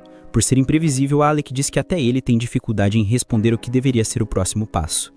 No entanto, ele diz ao príncipe que não peça conselhos aos outros e que ele precisa tomar suas próprias decisões sobre o que fazer. Ao ouvir o conselho, Regulus se acalma e percebe que deve responder às suas próprias perguntas. Então, ele pede um objeto a Bogan, que lhe entrega a túnica de mago da corte. Regulus oferece a túnica a Alec, dizendo que a tirou dele injustamente. Nesse momento, Bogan também mostra uma carta do Palácio Real e Alec pergunta se é uma ordem real.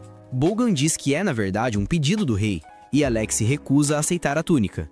Ele diz ao príncipe que não quer deixar seus amigos e que nunca mais será um mago da corte. Alec pede que ele dê seus mais calorosos cumprimentos ao rei, e o príncipe atira a túnica. Desistindo de Alec, Regulus se vira para ir embora, dizendo que ele é um completo perdedor por rejeitar a bondade do rei. Alec zomba, dizendo que ele é um plebeu inútil, então não está perdendo grande coisa. Finalmente, Regulus diz que o odeia, e nosso protagonista responde que sente o mesmo. Ao ouvi-lo concordar, Regulus vai embora, desta vez com um sorriso no rosto. Bolgan se vira para seguir seu jovem senhor, enquanto Alec ri, sentindo-se finalmente livre daquela carga mental. E aí, mais um dia? Alec pergunta para os amigos se eles estão de boa hoje, e os 3 respondem que sim, dizendo que estão amarradões na ideia que ele tiver. Com isso resolvido, Alec pergunta se eles topam levar ele para conhecer a Fio, mas logo depois, Ornis começa com a manha de que tá com dor na pancinha. E mesmo Alec não engolindo a desculpa, ele insiste e avisa que não vai dar pra ir. E não para por aí, porque a Grácia também muda de ideia de repente, falando que tá ocupada. Quando o Alec tenta dar o papo de que eles tinham falado outra coisa, os dois seguram a onda e saem do quarto, firmes nas suas desculpas até o fim. George dá uma risadinha com a situação e comenta baixinho que esses dois sempre tentam ajudar de jeitos muito sinistros. Sem ter o que fazer, Alec fala pra ela que só precisa de alguém pra dar um rolê com ele pela cidade, e pergunta se ela topa ir com ele e se dá livre. Aí a Georgia se surpreende pra caramba, e Alec pergunta se ela não tá afim, já que rolou tanta coisa e ele só conhece o QG. Ela fica na tranquilidade e confirma que não tem caô nenhum, topando mostrar a Fio de cabo a rabo. Já andando pelas ruas, ela explica que Fizel é uma cidade de aventureiros. Vendem armas, armaduras e objetos, mas as paradas mais boladas estão no mercado, porque não se acha nas lojas. Com isso em mente, ela pede para ele ficar esperto com os mercadores caloteiros, já que muitos tentam fazer os novatos comprarem umas porcarias que não valem nada. Só que ela fala isso carregada de coisa e ainda comprando mais, o que deixa o Alec meio sem entender nada. Nessa hora, o mercador mostra pra Georgia um remédio que faz ela lutar por 10 dias sem dormir, o que a deixa de cara no chão porque ela não sabia que isso existia. Ela já estava mega envolvida no papo do produto, aí o Alec fica bolado de ver a cena e não pensa 2 vezes, pega ela pelo pulso pra tirar daquela roubada. Quando voltam a andar, ele sugere que deixem o Ornis e o Crácia cuidarem das compras. Ao ouvir isso, Georgia conta que já tinha pedido pra eles fazerem isso, mas os dois só compraram um monte de besteira. Ornis garantiu que precisava daquele monte de katanas, e o Crácia, com um bicho de pelúcia enorme nos braços, dizia que não tinha comprado, mas sim adotado. Por isso, George reclama que eles são Zé Ninguém que nem sabem fazer compras direito. Mas ouvir ela falar isso faz o Alec olhar para a sacola de compras dela e, vendo que ela é igual, ele avisa que quem vai tocar essa missão agora é ele. Depois ele vê uma cafeteria e chama ela para dar um tempo. Lá dentro, ele pergunta por que Ornis e Grácia parecem odiar tanto o Loki. George conta que isso começou antes de Ornis conseguir o artefato dele. Como ele sabe, Ornis é mó descuidado, gosta de aparecer e fica se achando exibindo a arma dele na luta. Mas ele também cuida pra caramba das armas, e se o Alec lembra, ele vivia polindo elas quando iam pra dungeon na academia. Naquela época, o Alec perguntou se não era melhor ele comprar uma lança nova, mas Ornis respondeu que enquanto a arma não quebrar, ele prefere não trocar aquilo em que confia a vida. Georgia diz que Ornis continuou o mesmo, mas há uns 2 anos eles toparam com um grupo de nível A que estava em maus lençóis numa dungeon. Na hora, Loki e Hywel apareceram para dar uma força e acabaram fazendo um time com eles no maior acaso. O que rolou depois foi que Ornis estava protegendo um cara do grupo nível A e acabou se machucando. O caô não foi o ferimento ser grave, mas sim que ele ficou pagando de durão o tempo todo, dizendo que não doía nada, e logo depois desmaiou voltando para casa. Tudo por causa do orgulho. Por causa disso, Loki e Hywel tiveram que carregar ele no caminho. Foi aí que rolou uma treta. Como a lança do Ornis ficava batendo na cabeça do Loki, ele perdeu a paciência. A próxima coisa que ele fez foi meter a lança pra longe, e quando o Ornis acordou, ele usou a desculpa de que ela estava danificada e por isso jogou ela no mato. Ela não acha que o Loki fez por mal, afinal, ele só jogou porque estava danificada. Mas a real é que Ornis teria preferido levar um chute no meio das pernas. E pra completar, o Loki ainda perguntou pra ele: como é que você fica assim por causa disso? Armas são descartáveis. O que obviamente não desceu legal pro Ornis. Esse é o principal motivo da picuinha entre eles, e de lá pra cá a relação só piorou. Mas eles não conseguem se acertar, porque Loki é daqueles que planeja tudo, enquanto Ornis é o cara do instinto, o que faz eles serem tipo água e azeite. Entendendo o caso direitinho, Alec pergunta por que a Crácia também tá na bronca com ele. Imitando o jeito dela, ele explica que Crácia disse que o Loki parece que atrai perrengue, além de ser insuportável. Deixando o assunto de lado, eles voltam para as ruas. Alec comenta que tá dando uma nostalgia, porque eles costumavam comprar assim em Galdana, juntando grana para as poções. Daqui a pouco, Georgia se espanta com um item numa loja, um laço élfico. Ela se pergunta por que estão vendendo uma parada tão esquisita dessas. Como Alec não sabe o que é, ela explica que ele aumenta o poder mágico e ela tá caçando um há mó tempo. Mas quando vê o preço, 50.000 giles, ela brocha porque tá fora do orçamento. Enquanto ela tá pensando o que fazer, Alec do nada entrega o dinheiro pro mercador e pede o laço élfico. Georgia pergunta se ele tem certeza, e ele confirma que sim, já que a magia dela é que faz o grupo continuar na luta. Ao ouvir isso, Georgia abre um sorrisão de felicidade, agradece e diz que vai cuidar muito bem daquilo. Depois disso, eles ficam batendo perna em vários lugares até a tarde cair, e os dois procuram um lugar irado para ver o pôr do sol. Com o rolê encerrado, Georgian pergunta se ele curtiu o Fel. Ele responde que a cidade parece maneira e que tem mó vida, além de não ser nada parecido com Galdana. Agora sim ele se sente um aventureiro de verdade. Isso mudou um pouco a cara dela, que resolve tocar num assunto mais sério. Quando se reencontraram em Galdana e ela chamou ele pro grupo, ela se aproveitou do fato de ele ter sido expulso da corte e às vezes ela pensa que fez caca, porque ele podia não querer estar ali com eles. Antes que ela continue, Alec fala que é verdade que ele queria ser mais em Galdana, mas que agora isso aí já era. Ele curte mais a ideia do Ornis de que eles vão virar os mais fortes, os 4 juntos. Ele, Crácia, Ornis e ela. Essas palavras deixam a Diode mó emocionada, e para disfarçar, ela lembra que ali não aceita um pedido de demissão. E como ela é líder do grupo, se ele não cumprir, ela vai mandar o Ornis caçar ele até o fim dos tempos. Alec aceita tudo numa boa e jura que vai ficar com eles. Depois de ouvir, Georgia diz que fica amarradona porque ele é daqueles que guarda tudo e é mó importante ouvir ele falando essas palavras. Alec diz na lata que quer que ela saiba o que ele sente de verdade, e isso faz ela dar um pulinho de susto, ficando muda de leve choque. Enquanto ele se ajeita para falar, Georgia fecha os olhos, aceitando o que ele vai declarar. O que rola é que Alec avisa que perdeu uma aposta com Ornis, e o castigo era não guardar nada de agora em diante, e mesmo sendo só uma aposta, é papo reto quando é entre homens. Como já era de se esperar, Georgia, quem estava cheia de esperança, fica pé da vida e quando Alec pergunta qual é, ela fica vermelha feito um pimentão, vira de costas e grita horrores, xingando Ornis por estragar aquele momento massa. No dia seguinte, Ornis invade o quarto do Alec para dar um sacode nele e vê que tem um monte de livro na cama dele. Alec explica que está pesquisando umas paradas, mas Ornis acha que essas coisas dão dor de cabeça e manda ele parar de se estragar desse jeito. Depois de dar um esporro nele por não acordar cedo, Alec chama ele para fazer o de sempre, o que já é suficiente para mudar o humor do Ornis.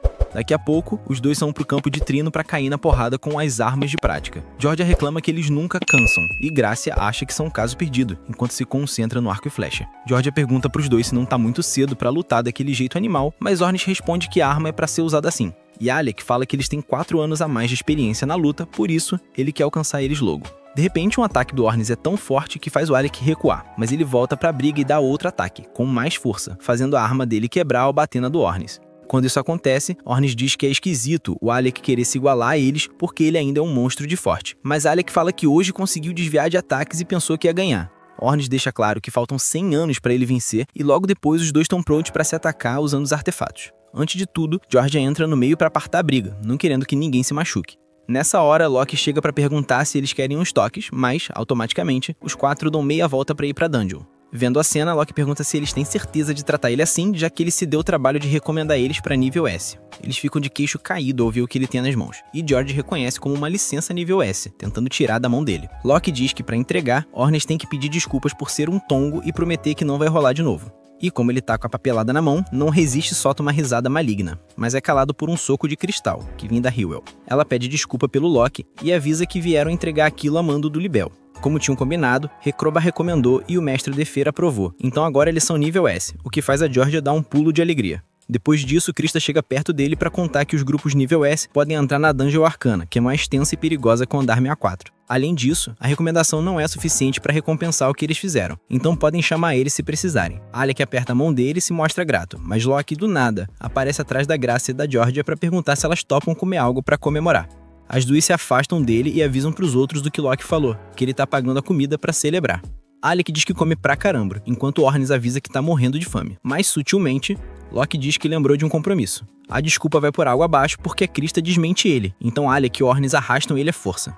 Quando estão todos numa taverna, Ornis se emociona vendo que a Grácia tá bebendo álcool numa boa. E aí, ele pede um barril inteiro pra ele, o que faz o Loki sentir no bolso e ficar bolado. Do outro lado, Alec ainda tá digerindo o fato de que agora são nível S. Ornis, percebendo isso, deixa claro que vai dar um sacode nele se ele pensar que não merece o nível S. Além disso, diz que isso é só o começo da lenda deles e ele não vai deixar o Alec estragar isso com as bobagens dele. Depois que o Alec promete que não vai fazer nenhuma besteira dessas, Guerra manda todos beberem pra celebrar a subida pro nível S. De noite, Guerra tá meio chapada de álcool e o Alec tem que carregar ela. Grace explica pra ele que ela bebeu horrores porque tava feliz, não só pela subida de nível, mas porque ele escolheu eles em vez daquele rei. Alec tenta cortar o assunto, mas Ornis não aceita, garantindo que o Alec fez tudo sozinho, sem a ajuda deles, e que se ele tivesse no lugar do Alec, já teria dado uma coça naquele príncipe. De repente, Misha corre apressado pra Grácia, porque tem alguém precisando de cura. Depois que a Grácia atende o aventureiro, Misha agradece a ajuda e avisa que tem muito ferido e que os senadores da guilda não estão dando conta. Grácia diz pra ele não se preocupar, que ele pode pagar no próximo job, mas como ela estranha o tanto de ferido, pergunta se rolou algum ataque. Misha se espanta que ela não saiba e responde que não foram feridos por monstros, mas sim por humanos. Tem um grupo de bandidos que ataca aventureiros e se chama Guilda das Sombras. Bem nessa hora, Livil chega pra pedir pra ela acompanhar ele e explica que, como a enfermaria tá lotada, ele levou a ferida pro quarto dela. É a Olivia da Nameless que tava sozinha quando a Guilda das Sombras atacou. Sozinha com ela, Grace vê que ela tem muitos cortes de espada e que a respiração tá lenta, o que significa que ela tem que recuperar as energias. Por isso, ela decide passar a noite ali. De repente, Olivia acorda e pergunta onde ela tá. Grace responde que ela tá num quarto da guilda e, depois de se apresentar, avisa que o mestre da guilda pediu pra ela cuidar dela. Ela também pergunta se ela lembra do que rolou, porque estão dizendo que ela foi atacada pela Guilda das Sombras. Ao ouvir isso, Olivia fica com uma cara de puta da vida e fala que aquele homem é um traidor e pede pra ela curar os ferimentos logo, porque ela tem uma parada pra resolver. Grace se recusa, dizendo que ela não tem como se mexer com esses ferimentos, e como a Olivia é nível S, ela estranha a guerreira não saber como a magia funciona. Olivia fica possessa com isso e fala: o que você sabe sobre ser uma espadachim sendo só uma curandeira? Segundos depois, a dor do corpo faz ela cair na cama de novo, desmaiando. Grace, sem dar mó atenção, começa a lavar o corpo dela e confere que alguns ferimentos não são de agora, mas tem várias cicatrizes antigas, ou seja, ela sobreviveu a muita luta. Pelo que sabe, Olivia da Nameless é uma das melhores espadachins de Fel, então Grace se pergunta quem pode ter deixado a mina nesse estado, e lembra do papo de que tem um traidor. É aí que ela usa cura nela, tratando os machucados. No dia seguinte, a Grace tá dormindo do lado da cama da Olivia. Voltando pro Alec, ele tá lendo os registros da Dungeon Arcana e pensa que, já que faltam 4 anos de experiência, ele quer compensar isso adquirindo conhecimento. Antes de começar a ler, um aventureiro que tá ali na frente dele comenta que ele curte livros pra caramba e mostra que sabe o nome completo dele. Alec fala que não sabe quem ele é e pergunta qual é a dele. Ele fala que a cafeteria ao lado da biblioteca serve um parfait muito maneiro, além de que ele ficou com muita fome esperando o Alec olhar pra ele. Aí ele pede uma porrada de parfait. Mas Alec não entende nada e manda ele direto ao ponto. Ele se apresenta como Lork e avisa que não é só um gatinho, mas que é membro da Nameless, o grupo nível S. Alec engasga com a bebida na hora, o que faz o Lore rir. Ele conta que ficou sabendo que o quarto membro da parada finalmente voltou e que agora eles são nível S, por isso ele estava curioso para ver o aventureiro.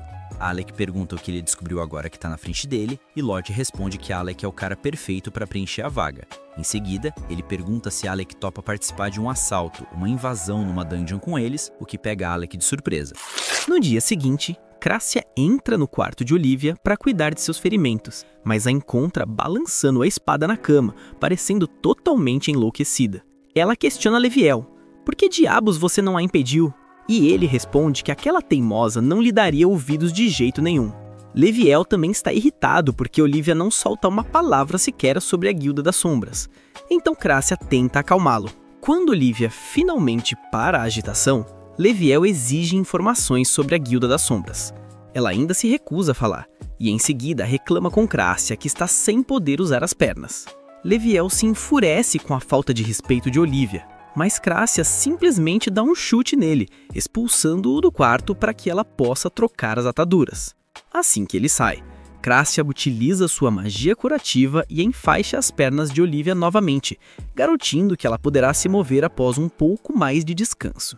Olivia se pergunta, intrigada, por que Crácia não está pressionando por informações. Crácia explica que não quer deixá-la desconfortável. Olivia elogia a integridade da curandeira, que aceita as palavras com humildade. De repente, Olivia se desculpa, sentindo-se mal por tê-la tratado de forma dissimulada antes. Crácia coloca a mão na testa de Olivia e lhe dá um beijo, deixando a espadachim completamente constrangida. Crácia explica que estava apenas testando um tipo diferente de cura para reduzir o estresse, o que pega Olivia de surpresa. O gesto carinhoso recorda Olivia de sua infância, quando sua mãe a beijava na testa para acalmá-la ao chorar. Ao lembrar disso, Olivia chama Crácia de mamãe, pegando-a desprevenida. Ela pede chá e logo depois lembra que está com fome, então Crácia sai para buscar algo para ela comer. Enquanto isso, Alec conta a Iora e Ornes que Lork quer fechar uma parceria. Ornes comenta com Alec que ele se deixou enganar pela aparência inocente de Lork, pois ele é na verdade muito mais velho do que aparenta. Alec fica confuso.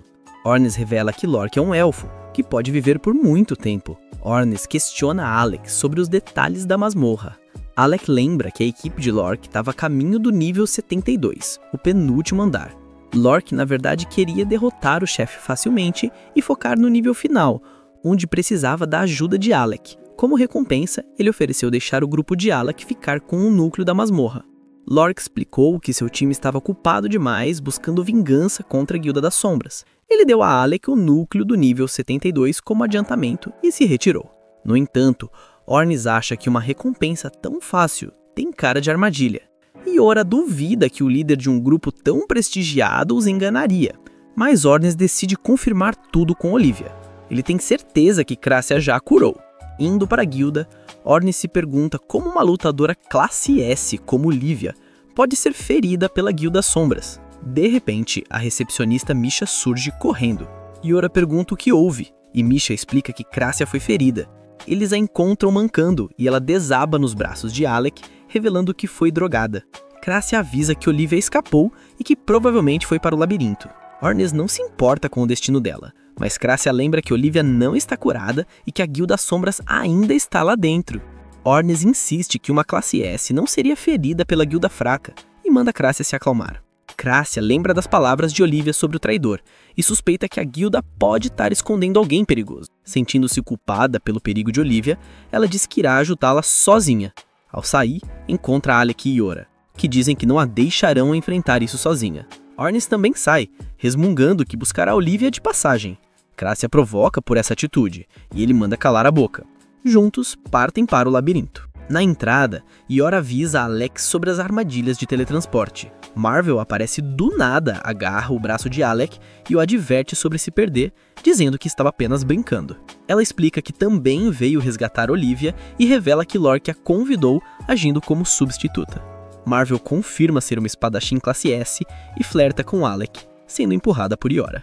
Iora afirma que a equipe deles tem sinergia. Ornes explica a Alec que o Nameless é um grupo que se une apenas para explorar masmorras. Marvel a concorda, mas acha Olivia gentil. Ela lembra de tentar fazer amizade com Olivia, que respondeu que só gostava de masmorras, mas que apareceu para formar a equipe no dia seguinte. Alec e Iora se sentem mal por Olivia, e Marvel pede para acompanhá-los. Iora recusa e manda Marvel avisar o mestre da guilda. Marvel avisa que Olivia está sofrendo muito e pede ajuda. Ela sai e Ornes entrega uma arma secreta a Alec. Dentro da masmorra, Crácia começa um círculo de teletransporte. Ornes se impacienta, mas Iora diz que o círculo permitirá que voltem à entrada caso se percam. Ornes provoca a Crácia por estar calma, lembrando-a do choro na guilda. Irritada, ela acerta um chute no rosto dele, que ativa uma armadilha de teletransporte. Alec tenta agarrá-lo, mas também pisa na armadilha, e ambos são teletransportados. Alec abre os olhos, cercado por monstros. Ele os elimina rapidamente com raios. Crácia surge, derrota o monstro e diz que o Anel de Mobius, uma arma secreta, limita a separação dos portadores. Aliviado, Alec se preocupa com Iora e Ornes. Crácia o provoca por se preocupar com Iora, mas para, dizendo que ela vai ficar bem com Ornes. Enquanto avançam, Crácia reclama do cheiro. Encontram mais monstros e Crácia ajuda Alec. Ele a elogia por ser boa de espada mesmo sendo arqueira. Ela explica que não queria que Ornes a chamasse de fardo. Eles seguem e Crácia lembra a Alec como ele é bom com sua arma, notando que ele não luta tão bem sem magia de suporte. Alec ri, pois seu segredo foi descoberto. Crácia diz que não há problema em esconder a magia, mas ele não se igualava a Iora. Alec concorda. Ele para de correr ao ver Matadura ensanguentada, deduzindo que estão perto de Olivia. Iora e Ornes fogem de um exército de monstros. Iora pergunta por que Ornes abriu uma porta aleatória, e ele disse que ama mistérios. Iora cria uma plataforma de terra, Ornes avança para o monstro maior, e Iora lança magia de suporte, permitindo que Ornes atravesse o exército e corte a cabeça do líder. Os monstros fogem. Yor parabeniza Ornis, mas ele diz que o elogio é para Alec, que precisa de confiança. De repente, eles encontram um chefe do andar em pedaços. Yor se pergunta quem o derrotou. Ornis sorri, convicto que é o mestre da espada, Meleia. Em outra parte, Glória, da Guilda Sombras, elogia a força de Meleia, mas considera a derrota de Olivia um feito maior. Meleia explica que a conhece e podia prever seus movimentos. Glória pergunta por que ele traiu Olivia. Meleia diz que tem seus próprios motivos e que seus interesses se alinham com a guilda. Ele confessou a Glória estar embodeado de ser forte e busca algo para aumentar seu poder ao se juntar à guilda. Glória ignora o desejo. Subordinados informam sobre outro grupo. Meleia espera que a pessoa que procura esteja entre eles. Glória se interessa, mas Meleia ordena que acabem rápido com o grupo. Animado, o homem toma uma pílula e parte. Crassia e Alec encontram Olivia sentada. Ela se surpreende e pede que Crassia a cure. Crassia recusa, sabendo que ela fugiria de novo. Olivia pede para Alec que a cure, mas ele não pode. Ele diz que Crassia só quer o melhor e correu para salvá-la. Olivia não quer que Crassia se machuque, levanta-se e vai embora. Ela se desculpa por ter drogado Crassia e não poder retribuir. Crassia se vira, dizendo que todas as espadachins são iguais. Ela manda Alec deter Olivia, exigindo saber por que ela volta à masmorra. Olivia diz que busca uma vingança pessoal. Alec lembra da preocupação de Marvel, mas Olivia insiste. Ela revela que procura seu mestre, que matou sua mãe. Alec e Crassia ficam chocados. Olivia, ao notar o seu gesto de preocupação, como das atuações anteriores da Guilda, empurra o Alec, avisando-se de se protegerem. Eles saem correndo e ela entra no círculo de teletransporte alegre por fazer parte de sua profecia em Tokaushi. Ela finalmente comprova que a bolha de estudos da transposição dos círculos funciona nos próprios portais e obtém seu poder sem precisar resgatar uma maga necessária para o seu perfite. Crassia corre atrás dela e todos se teletransportam para um andar cheio de enormes bestas. Percebendo que estão sem saída, o Alec avança com tudo contra a horda de monstros para abrir caminho na força bruta. A Olivia até tenta sacar a espada para ajudar, mas a Crassia a impede. Depois de curar a garota, a maga explica que vai criar um vínculo de teletransporte para fugirem, já que o Alec não vai conseguir segurar tantos inimigos sozinho. Esse gesto de preocupação faz a Olivia sorrir e ela decide se juntar à luta. Enquanto os dois seguram a linha de frente, a Crassia começa a carregar o feitiço. A batalha esquenta e um ciclope tenta esmagar o Alec, que esquiva com facilidade e contra-ataca, mas o monstro mal sente o golpe e volta a atacar. Quando parecia que eles seriam encurralados, a Olivia surge e corta a cabeça dos monstros num movimento único. O Alec fica impressionado porque nem conseguiu ver o momento em que ela desembainhou a espada. Ela ainda comenta que falta experiência para ele enfrentar monstros desse nível. A Crassia finalmente termina o círculo mágico e chama o Alec, mas de repente a magia desaparece. O Alec logo percebe que deve haver um devorador de magia escondido na masmorra. E, para piorar, mais monstros invadem a sala. Olivia e Alec se preparam, lado a lado, e ela avança eliminando o inimigo sem o menor esforço.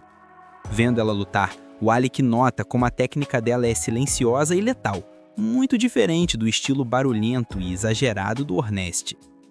Decidido a não ficar para trás, o Alec avança e derruba vários inimigos. A Olivia elogia a força dele, mas avisa que sua técnica ainda é muito travada. Ele precisa parar de depender só da força e deixar a espada fluir com o movimento natural do corpo. Enquanto isso, a Crassia tenta localizar o monstro que está bloqueando a magia. Ela avisa que o alvo está perto, mas protegido por uma multidão. Sem hesitar, a Olivia corre direto para o meio da confusão.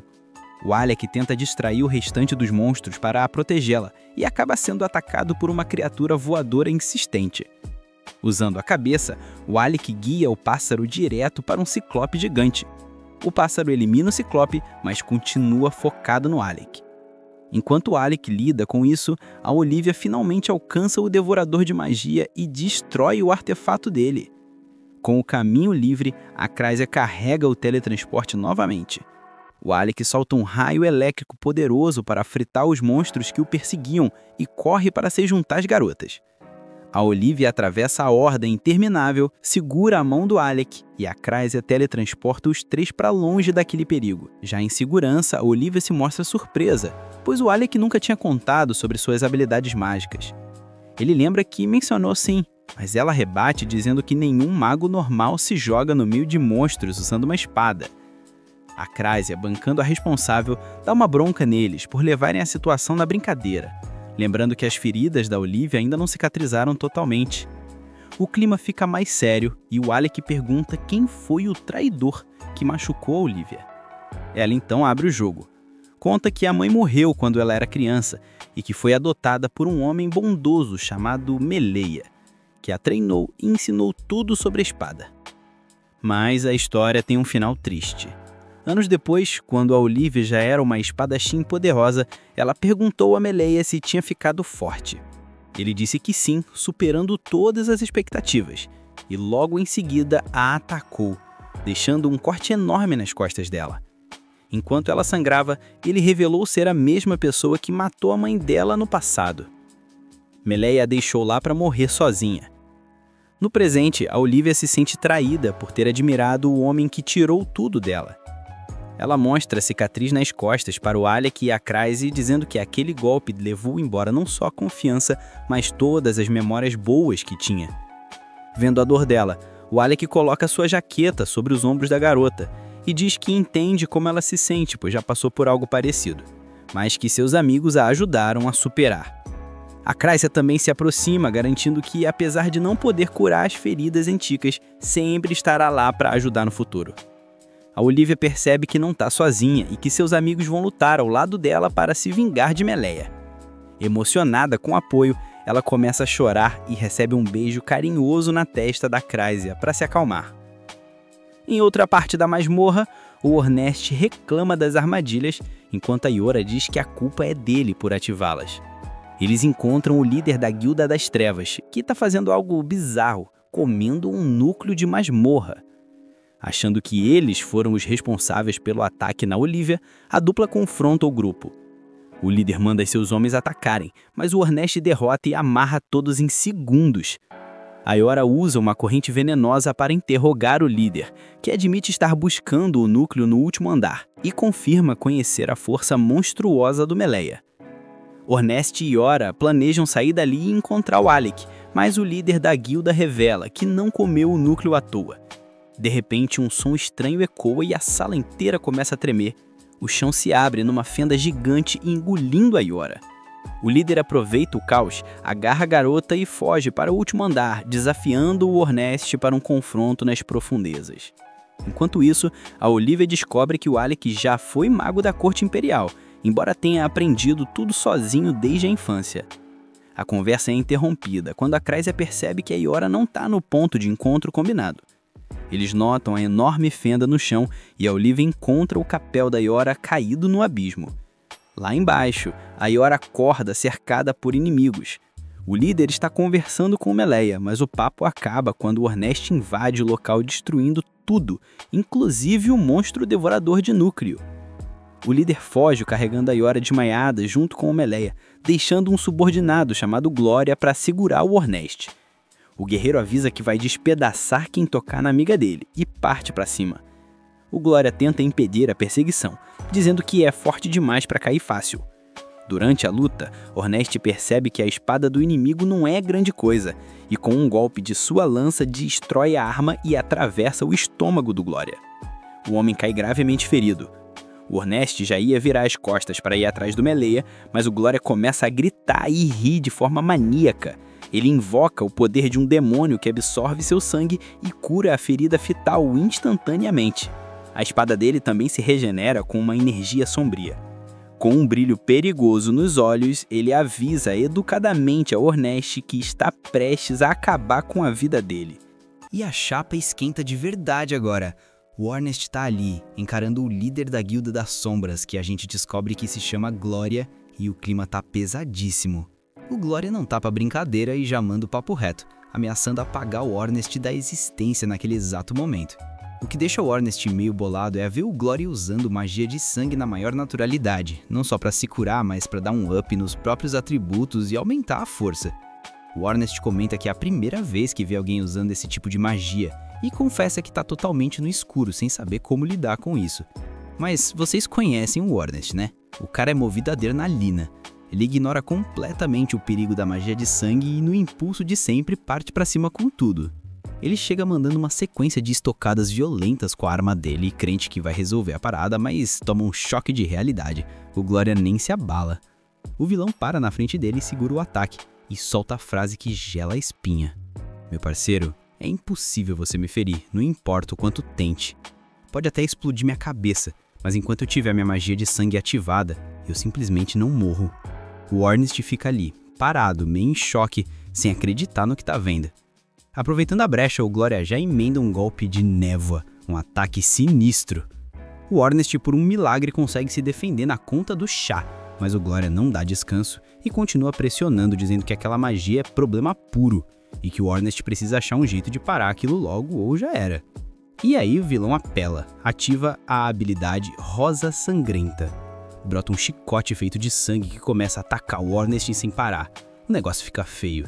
Ele agarra o Ornest pela perna, joga o coitado pro ar e fica girando ele igual um boneco de pano até arremessar com força total no chão.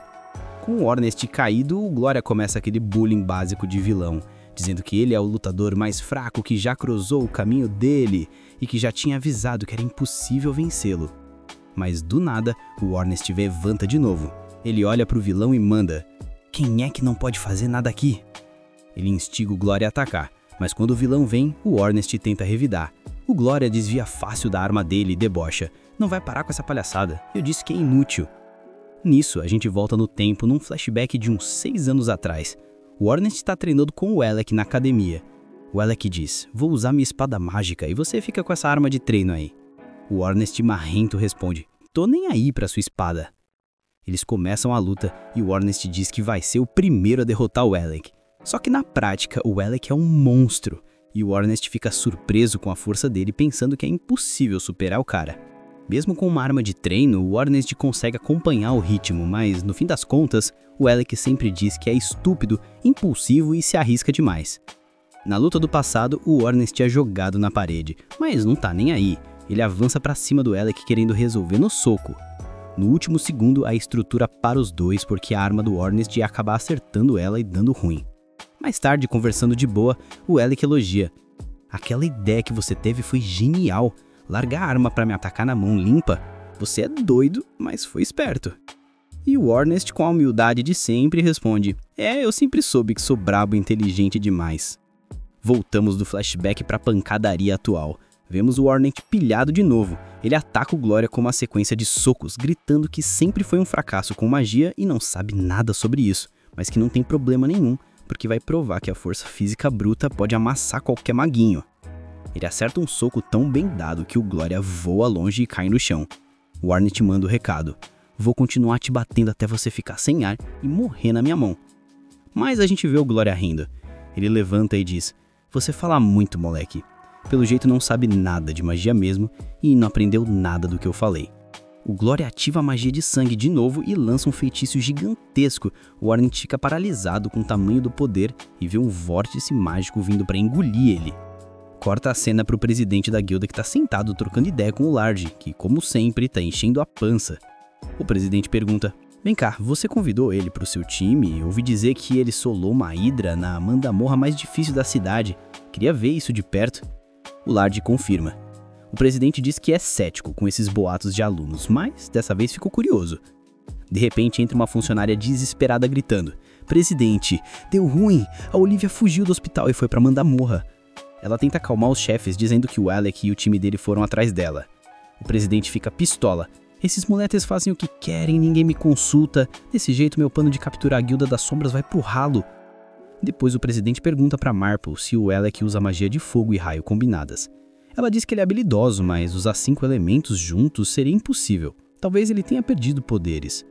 O presidente fica preocupado, torcendo para eles não morrerem lá dentro, já que tem uma seita estranha com símbolos bizarros agindo por aí. E ninguém sabe o tamanho do poder desses caras.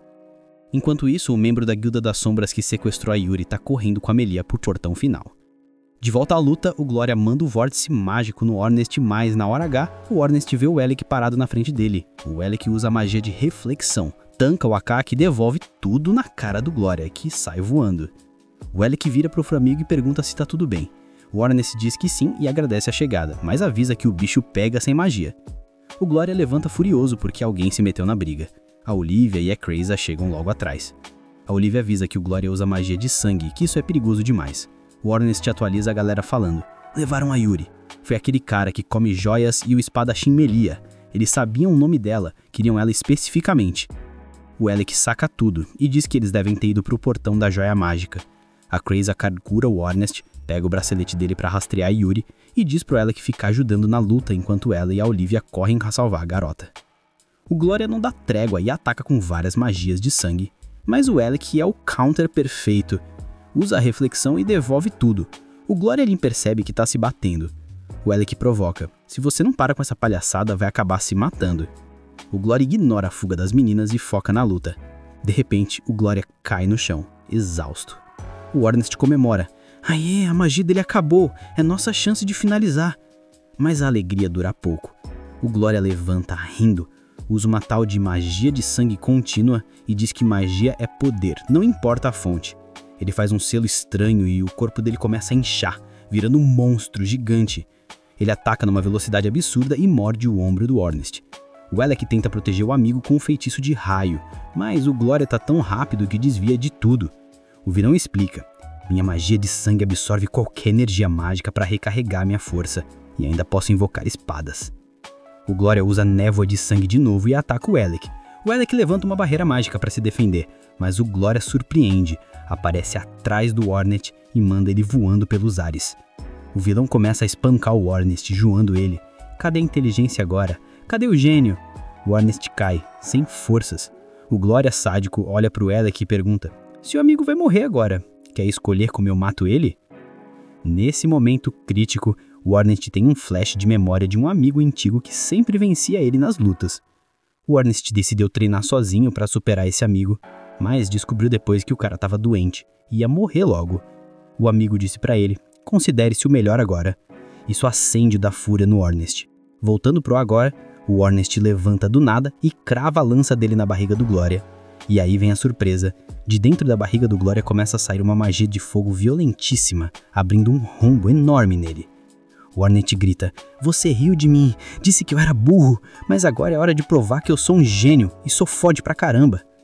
Enquanto isso, a Olivia e a Kraysa estão correndo atrás da Yuri. Mas a Melia e o vice-líder da Guilda das Sombras já chegaram no portão da Joia Mágica. O lugar é bizarro e imenso.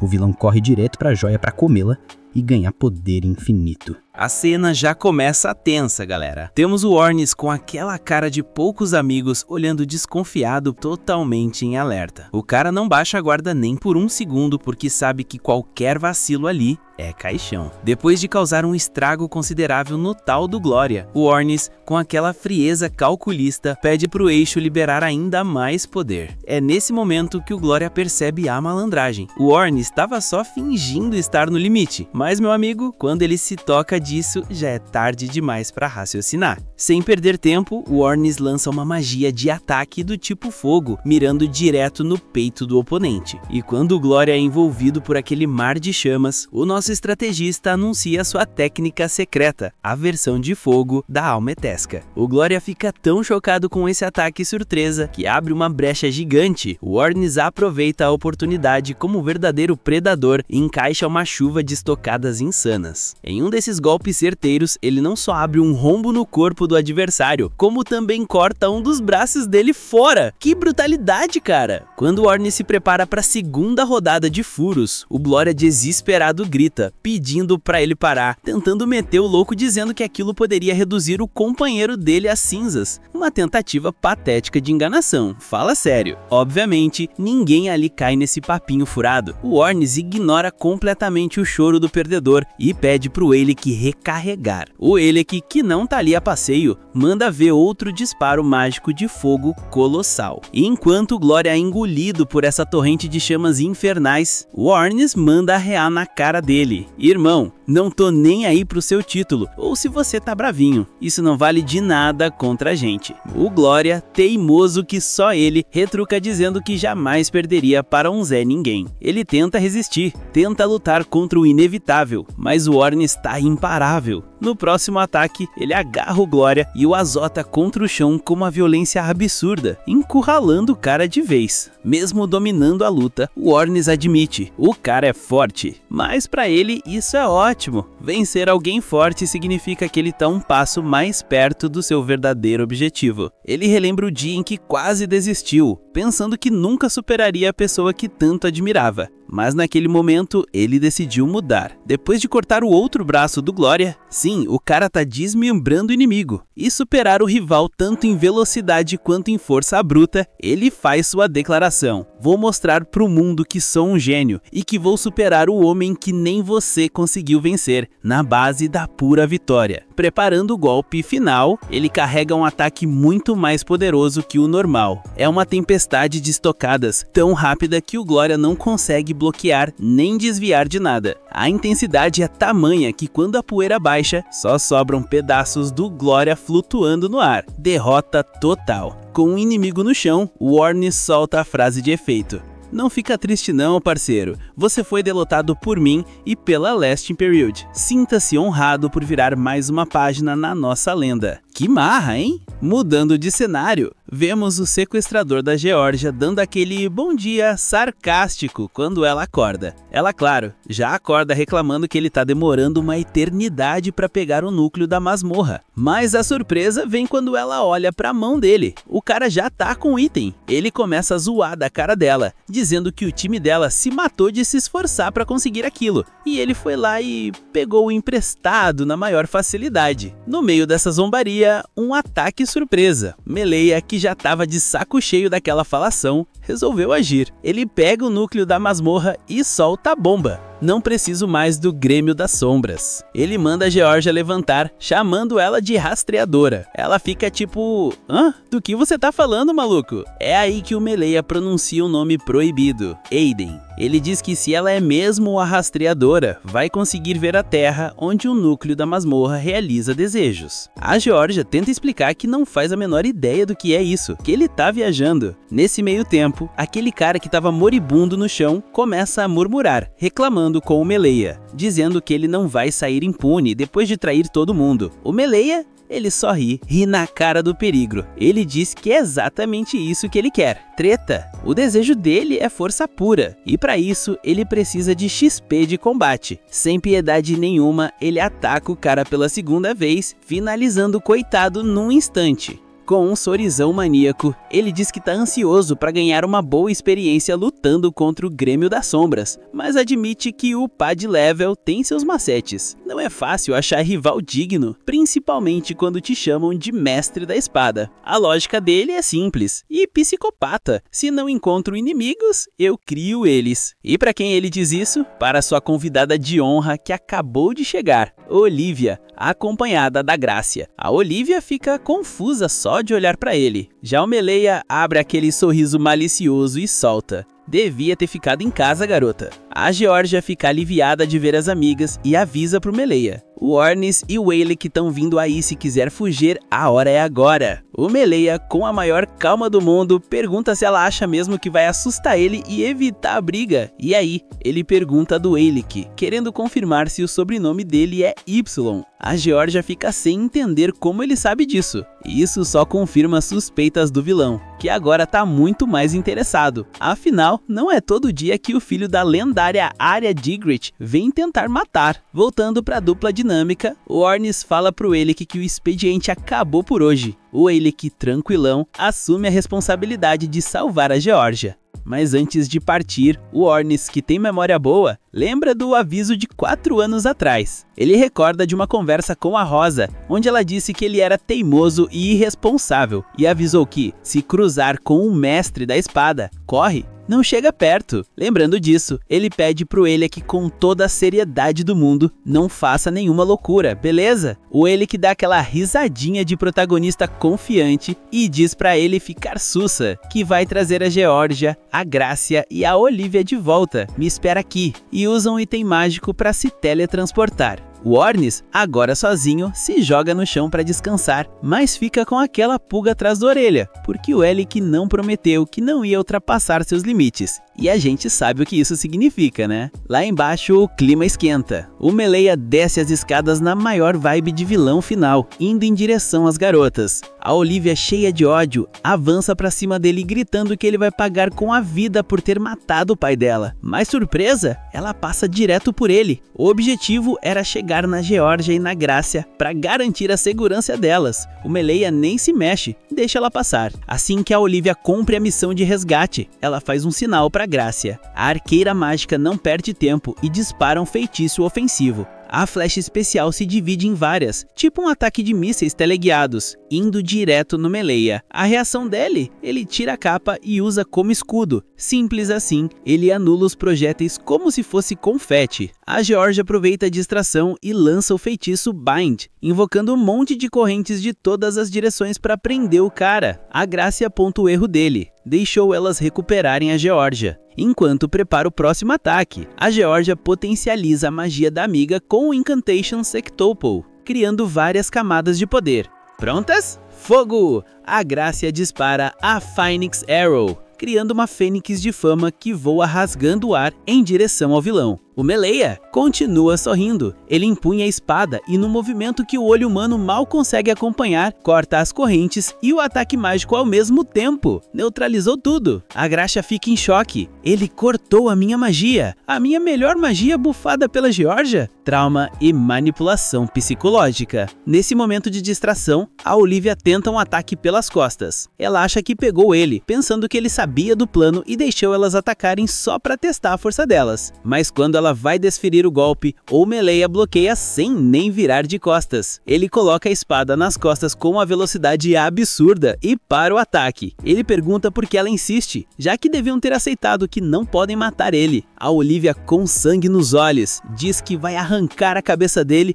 e devolver todo o desespero que sentiu ao perder o pai. Mas o Meleia, frio e calculista, analisa as feridas dela e comenta: tem um curandeiro de primeira no time de vocês, hein? Ele elogia a parte delas. Suporte, ataque, tudo promissor, mas solta o veneno. Pena que são só um bando de pirralhas. Você é tão fraca, Olivia. Me decepciona. Essas palavras acertam a Olivia mais forte que qualquer espada. Ele continua a tortura psicológica, perguntando se foi só isso que ela aprendeu e dizendo que a confiança nos amigos a levou direto pra morte. A pressão que ele emana é assustadora. Entra o flashback triste. Vemos a pequena Olivia chorando. O Meleia, no passado, fingindo ser bonzinho, pergunta se ela brigou de novo. Ela explica que zoaram a mãe dela, chamando de aventureira inútil que morreu na masmorra e que ninguém quer brincar com ela porque é adotada. Ela se sente só. O Meleia senta do lado dela e solta a filosofia torta dele. A solidão te faz forte. Conhecer a solidão vai te deixar mais poderosa que qualquer um, talvez até mais poderoso que eu. A Olivia, inocente, engole o papo e diz que quer ser forte como ele. De volta ao presente, a Olivia sabe que foi manipulada. Aquele treinamento, aquele carinho, era tudo o plano dele. Furiosa, ela ataca novamente, repetindo pra si mesma que é forte e que não pode ter medo. Mas o Meleia bloqueia tudo facilmente e reclama. Ainda tá fingindo brincar de papai e filha? Ele diz que ela nunca vai entender a verdadeira força. Ele desarma a Olivia, fazendo ela baixar a guarda e mete um corte rápido que a manda voando. No ar, ele aparece do nada e chuta ela contra uma rocha com força total. A Grácia entra em pânico, mas a Georgia impede a amiga de avançar. Não dá pra tancar ele. A Georgia prepara outro ataque com o arco, mas o Meleia pega a flecha mágica com a mão nua. Ele esmaga o ataque e vira pra ela. Fraco. Muito mais fraco que antes. Ele volta a olhar para Olivia caída e repete: a solidão te faz forte, lembra? A Olivia tenta levantar, se apoiando na espada. O Meleia, sádico, diz para ela esperar ali e relembrar como a solidão é linda. A Grácia se posiciona para um último ataque desesperado. A Olivia, vendo o que vai acontecer, grita: "Foge, Grácia!" Mas é tarde. O Meleia balança a espada numa velocidade supersônica, criando uma ventisca de lâminas de ar. Quando a poeira baixa e começa uma chuvinha dramática, vemos a Grácia em choque. A Olivia se jogou na frente. Em uma fração de segundo, ela bloqueou o ataque com o próprio corpo para salvar a amiga. O corte foi profundo. A Olivia cai gravemente ferida. A Grácia corre para curar ela, pedindo para ela não falar nada. A Olivia, teimosa, murmura: "Eu consegui." Mas logo depois, ela admite a derrota ideológica. Ele estava certo, eu sou fraca. Mas se ser forte significa ficar sozinha, eu prefiro ser fraca junto com vocês. Que momento, hein, galera? Lágrimas masculinas foram derramadas aqui. E é agora que o jogo vira. Do céu, como um anjo vingador, desce o Alec. Ele chega com uma fúria silenciosa, indo direto no Meleia. O vilão bloqueia sorrindo e pergunta: "Você é o Alec Y?" O impacto empurra o Alec, mas ele não sofre dano. Ele confere se a Georgia tá bem e manda elas protegerem a Olivia. Sem enrolação, o Alec parte pra cima correndo, espada em punho. As lâminas se chocam violentamente, faísca pra todo lado. O Alec questiona: "Por que você fez isso? A Olivia confiava em você. Por que fez ela sofrer tanto?" O Meleia, com aquela cara de psicopata indiferente, responde: "Você tem razão. Se ela fosse mais fraca, eu não teria precisado machucar ela tantas vezes." O Alec fica pistola com essa resposta e ataca com mais vontade. Mas o Meleia é liso, desaparece e surge nas costas do Alec. "Você é mago, moleque. Por que tá tentando me peitar na espada? Tá me subestimando? Usa logo suas melhores magias." O Alec aceita o desafio. Ele conjura a magia de ataque Vagra. Em segundos, uma nuvem de tempestade se forma. Raios se condensam e ele dispara um ataque elétrico devastador. O Meleia muda de postura, segura a espada com as duas mãos acima da cabeça e... BUM! A magia choca contra a lâmina. O Alec faz força, tentando romper a defesa, enquanto as garotas assistem de camarote atrás de uma pedra. O impossível acontece. A espada do Meleia começa a cortar a magia. A Georgia não acredita no que vê. Com pura força bruta, o Meleia fatia o raio em dois e neutraliza o ataque. O Meleia nota um arranhãozinho na testa e lambe o próprio sangue. "Nada mal", diz ele. "Você é o aventureiro perfeito." Mas aí ele faz uma observação cirúrgica. "Só tem um problema. Você não é um bom mago. Não sinto sede de sangue na sua magia. Nenhuma gota." O Alec percebe que a brincadeira acabou. Ele diz: "Chega. Se você quer ver minha magia de verdade, não pisca." A Georgia gela, percebendo o que ele vai fazer. O Alec lembra da promessa pro Ornes, sem loucuras, pede desculpas em voz alta pro amigo e começa o ritual. O corpo dele começa a brilhar. A Georgia pergunta pra Grácia se devem parar ele, mas a Grácia grita: "Não dá mais! Ele já tá convertendo quase toda a mana." O Meleia pergunta se é magia original. O Alec confirma: "Sabia que no soco não ia dar, mas não vou deixar você levar a Georgia. Toma essa. Limit Break." A energia explode em várias cores. O Meleia zomba. Tem que ser muito burro para fazer isso. E ele entende o risco. O Alec esvaziou a mana do corpo para sugar a mana do ambiente. Os olhos do Alec mudam, transcendendo a humanidade. A Georgia explica que o Limit Break permite que ele controle e funda os 5 elementos: água, fogo, vento, raio e terra. O Alec levanta a varinha, absorvendo a essência de tudo ao redor. O poder é absurdo. Ele anuncia a magia suprema: ataque dos 5 elementos, Colorful. Ele tá pronto para detonar tudo e acabar com a raça do Meleia. E é nesse clímax absurdo, com a tela cheia de luz e poder, que o capítulo 10 termina. Fala sério, que final foi esse? O Alec apelou demais agora. Se você curtiu essa narração, comenta aí embaixo a palavra limite pra eu saber que você assistiu até o final e tá hypado pra próxima parte. Não esquece de deixar aquele like maroto pra fortalecer o canal e se inscreve pra não perder a continuação dessa treta lendária. Rebobina se despede, até a próxima.